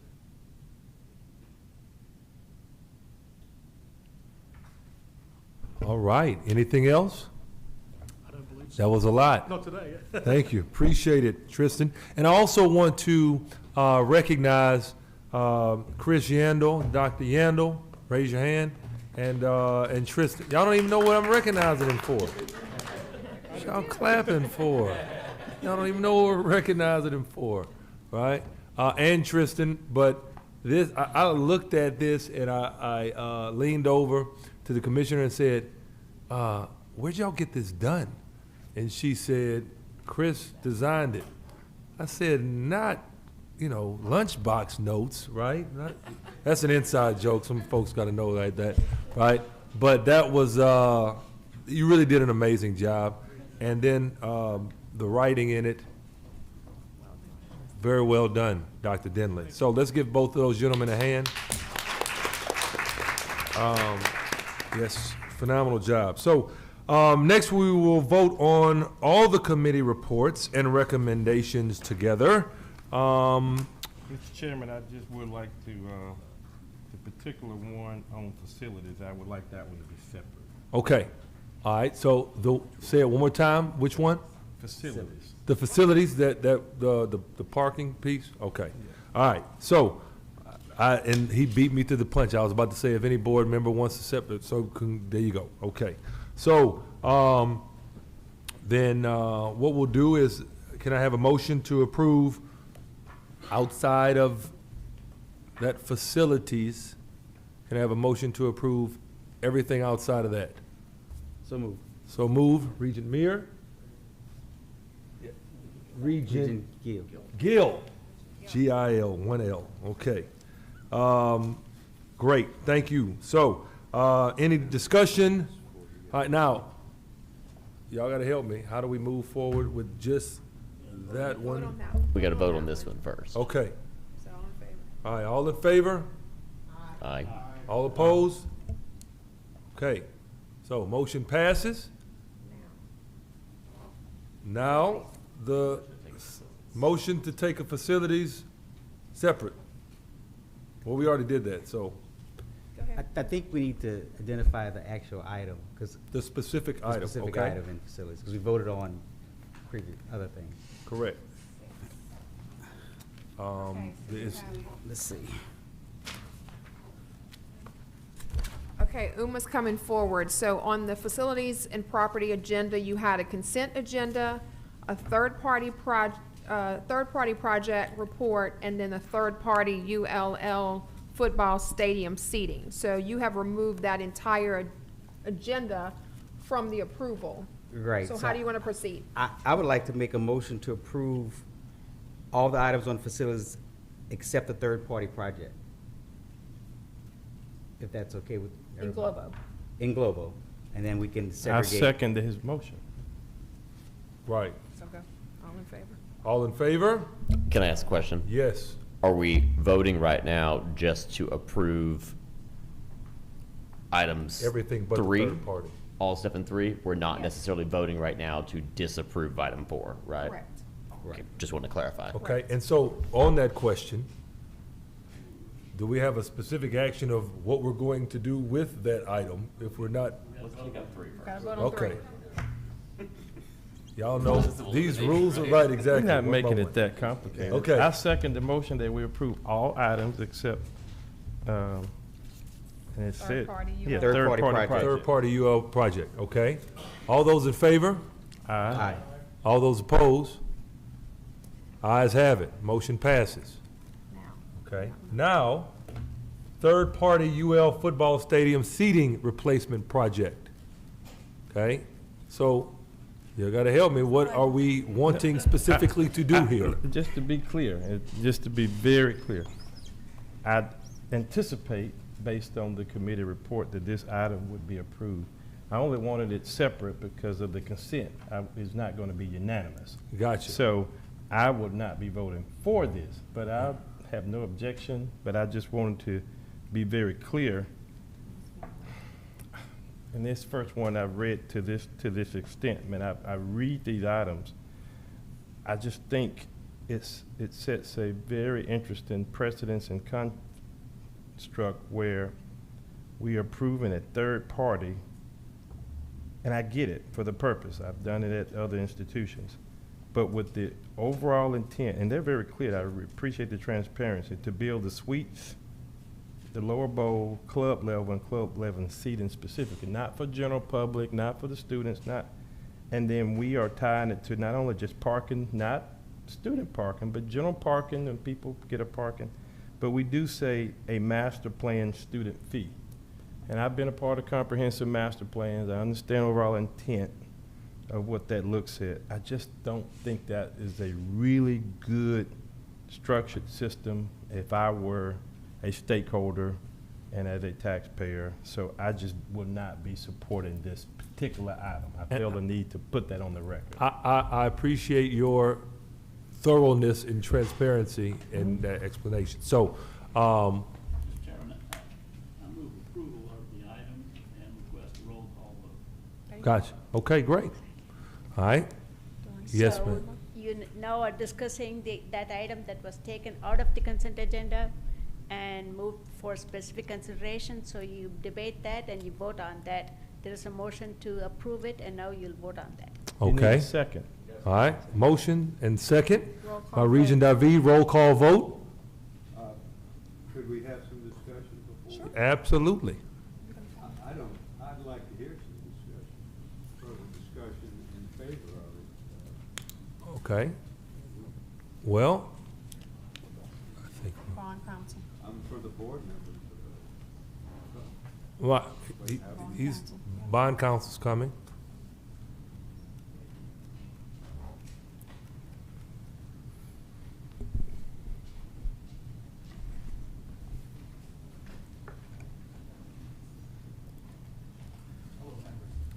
Can you speak specifically to the student engagement on the master plan piece? Thank you.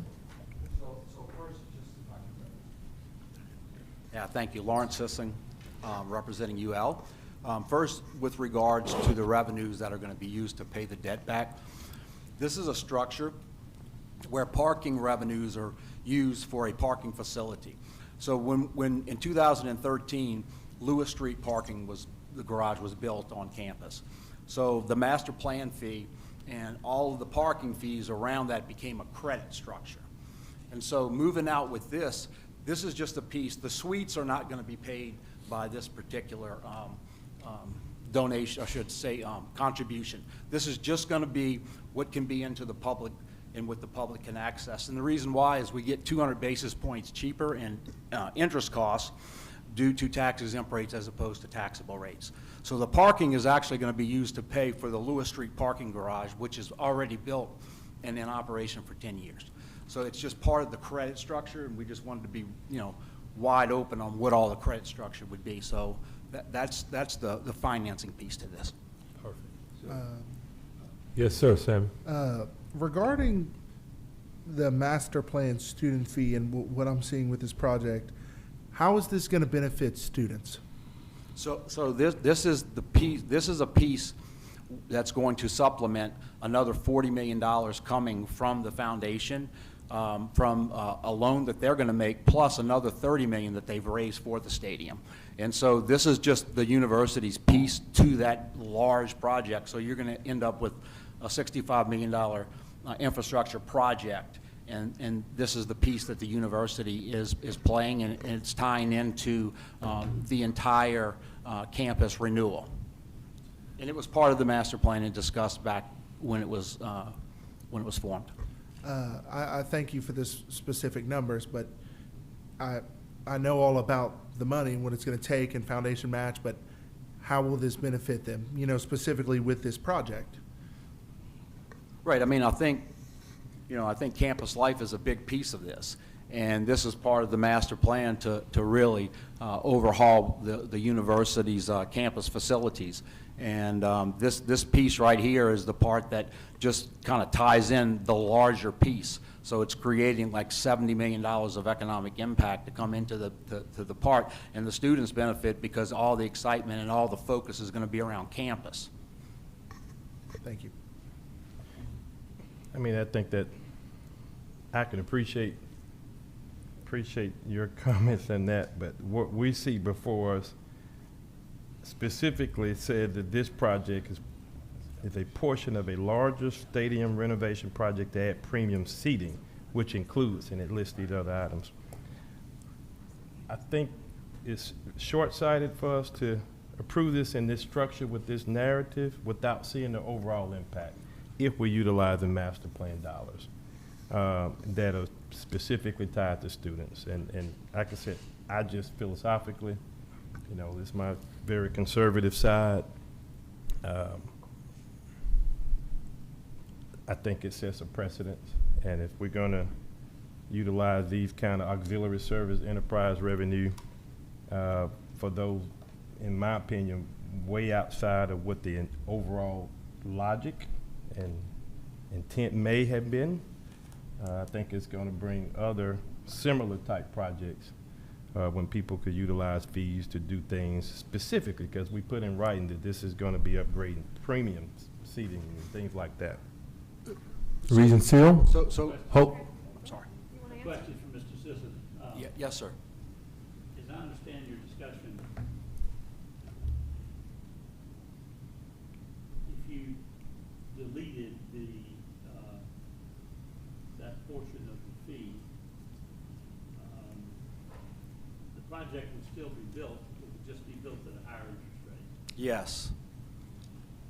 And while it's called a student fee, it's only paid by students who choose to register their cars on campus and have decal, and pay for the decal that goes with that. On the parking side of the whole credit, that's correct. So, But if I may, other folks outside of just students also participate in that. Is that anyone who wants to park on campus. Gotcha. Buys the decal and pays the fee, including students, I guess is my question. Yes, sir. Yes, sir. And the reason that that's part of the credit structure is because in 2013, the university built the Lewis Street parking garage. And so it's in the credit structure. So the parking fees aren't really tied into to this transaction where they're going to use parking dollars to pay for it. It's within the larger credit structure that Lewis Street was built. And so the parking revenues are kind of contained to the Lewis Street piece. This is just the most efficient way to get the cost of capital down for a project that's you know, in the process of happening. But you do agree, outside of parking, there is a dedicated master plan fee, particularly just for students, that is also part of this. That's part of the credit structure, yes, sir. That's a part of this. Yes, sir. That is pledged for this. Yes, sir. Okay. So it's so- not just parking. So can I, excuse my ignorance, the UL board had to approve this before it came before us? Yes, sir. And they obviously did, or we wouldn't be talking about it? Yes, sir. Okay. And just also to note that the master plan fee was passed by the students. They were the ones to vote on that. Understood. I want to make sure the students understand that and this is the intent. Sure. And so when you look at when the students pass this fee, when you provide what the use is of this, what the understanding it would be, this would be used as a guarantee on a debt service that would include building luxury suites, et cetera, for that. Again, I was just one vote. Commissioner, these dollars will not be towards that. It can't be by law. So it's not. Well, that's not what I'm reading. That's why I said that based on the recommendation that the staff did. Okay. That's how I read from the intent of this. Right, because the whole project includes that, and so we were just being completely transparent about the whole project. But the piece that this is going to be just the part that the general public can have access to.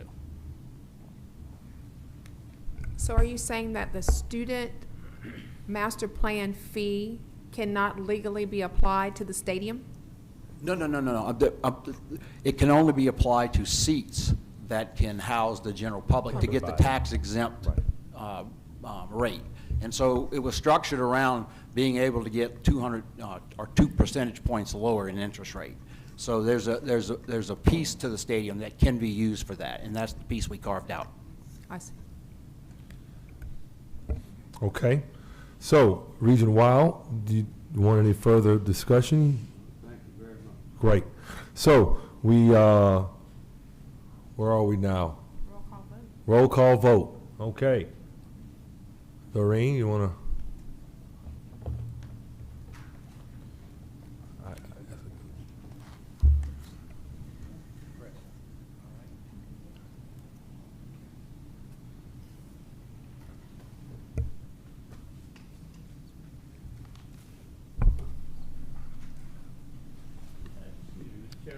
Do you want to restate what you're voting for, what a yes vote is and a no vote? I think this is a question for Mr. Sisson. If the board were to vote no on this student portion today, what effect would that have on whether or not the project gets built without the student component? The project wouldn't get built. It's set in to where the contractors and the construction documents are to take place at the end of this year, and all of the other pieces are coming into place where the foundation has spent the last couple of years raising. I think they have $16 million in hand and another $15 million coming, and they are expected in the middle of October to have $40 million brought to the table. So this is the supplemental piece. So, and this is the credit that the rating agencies are looking at. So if the board would do that, then the deal wouldn't happen. The transaction, the stadium wouldn't be built. Thank you. And one more question, just to make sure I understand. There are no new fees being assessed with this project, correct? Correct. This is just literally to make sure they get the bond rating as favorable as possible, to get the lowest possible interest rate for a project that's going forward for the school. Correct. No further questions. Go ahead, Ms. Okay. Doreen. Regent Aubrey, No. Regent David, Yes. Regent Gill, Yes. Regent Meir, Yes. Regent Seal, Yes. Regent Solomon, Yes. Regent Temple, Yes. Regent Weil, Yes. Regent Williams Brown. It passes. Thank you. Okay. Mr. Chairman, All thank right. you. Appreciate it. Thank you for the insight. So, motion passes. Next, we'll have the commissioner's report. Dr. Reed, please proceed. Thank you so much, Mr. Chairman, members of the committee. Lots of great news to share. First of all, Dr. Michael Consari, who you've heard present to the board on a number of innovative ideas and overall work in sponsored programs. He's our Associate Commissioner for Sponsored Programs. He was one of 2 LSU faculty to be named to the National Academy of Inventors at the end of last year. He's a mechanical and industrial engineering professor, one of the world's foremost authorities in the field of tribology, correct? Tribology, the study and application of the principles of lubrication, friction, and wear, and understanding and mitigating materials degradation in machines. So we're very, very proud of Dr. Consari. Next, we're very proud to share that our Louisiana team was selected to attend the American Association of College and Universities inaugural Institute on Digital Equity, led by Rebecca Kelly, the Regent's Digital Inclusion and E-Learning Program Manager for Lewis. This is a 7-month online program that will enable Louisiana to develop a statewide digital equity plan that will provide all post-secondary education institutions in Louisiana with a framework to initiate a project or to scale up existing digital inclusion efforts. So we've been talking a lot about broadband and how to improve digital equity, so very excited about that. Congratulations to the Louisiana team and Lewis on that. And then, as you all know, I've been visiting, look how cute is this photo? Is she precious or what? I've been visiting all of the regional STEM centers, and so I went to the Bayou STEM Chemistry Roadshow at Fletcher, and the professor that you see in the red shirt with the bow tie, Dr. Chad Young, you have not lived until you see him put on a Chemistry Roadshow. It was phenomenal. Lots of oohs and ahs and fire, and kids were fully engaged. It's an after-school program to get young people more interested in STEM, and so shout out to him, to Bayou STEM. I have 2 more STEM centers to visit, Lake Charles and Lafayette, so I'm looking forward to that, but we are excited about that and appreciative for the good work that's happening at Bayou STEM and with the Nichols professor. Also want to mention the National College Colors Day, which we celebrated on September 1st. We appreciate Representative Newell and Representative Ergeron from Nichols and Southern repping their colors, and you see our staff repping their university colors as well. So we continue to be proud advocates of post-secondary education and certainly to celebrate National College Colors Day. And everybody was looking at the photo except for Dr. Gold. What were you looking at?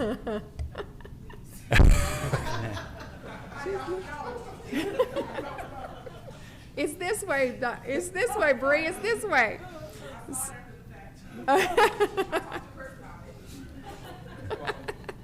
But I just really appreciate how much camaraderie we have on this team and how committed we are to the work. And you see that in the presentations today, yesterday, and every time we come as a board and a commissioner to hear the staff reports. This is a team that's highly effective, well sought out, and really passionate about their work. And so we're very blessed to have them. And with that, Mr. Chair, it completes my report. All right. So, is there any other business to come before the board today? Okay. Members, our next meeting will be hosted at University of Louisiana at Lafayette on a 2-day event on board development on October 17th, board meeting on October 18th. And obviously, we will be updating you at the closer we get to that time. And so, do we have any public comments? Okay, hearing none. Is there a motion to adjourn? Regent Gill? Oh, Regent David? Say see y'all in God's country. Oh, yeah. While we're out there, we're also going to have dinner at that guy's house, Regent David's house. So, and I just want to remind everybody that, you know, what Regent Aubrey engaged us in today that's what we're here to do, right? So that is, you know, I know that it's not the most convenient thing, but it is what we are supposed to be doing. We have all been appointed to make sure that we make known how we feel in as many instances as possible, and I commend you for doing so. So, that being said, any discussion, any questions? All in favor? Say aye. All opposed, nay. You good with us closing it out, huh? Motion passes.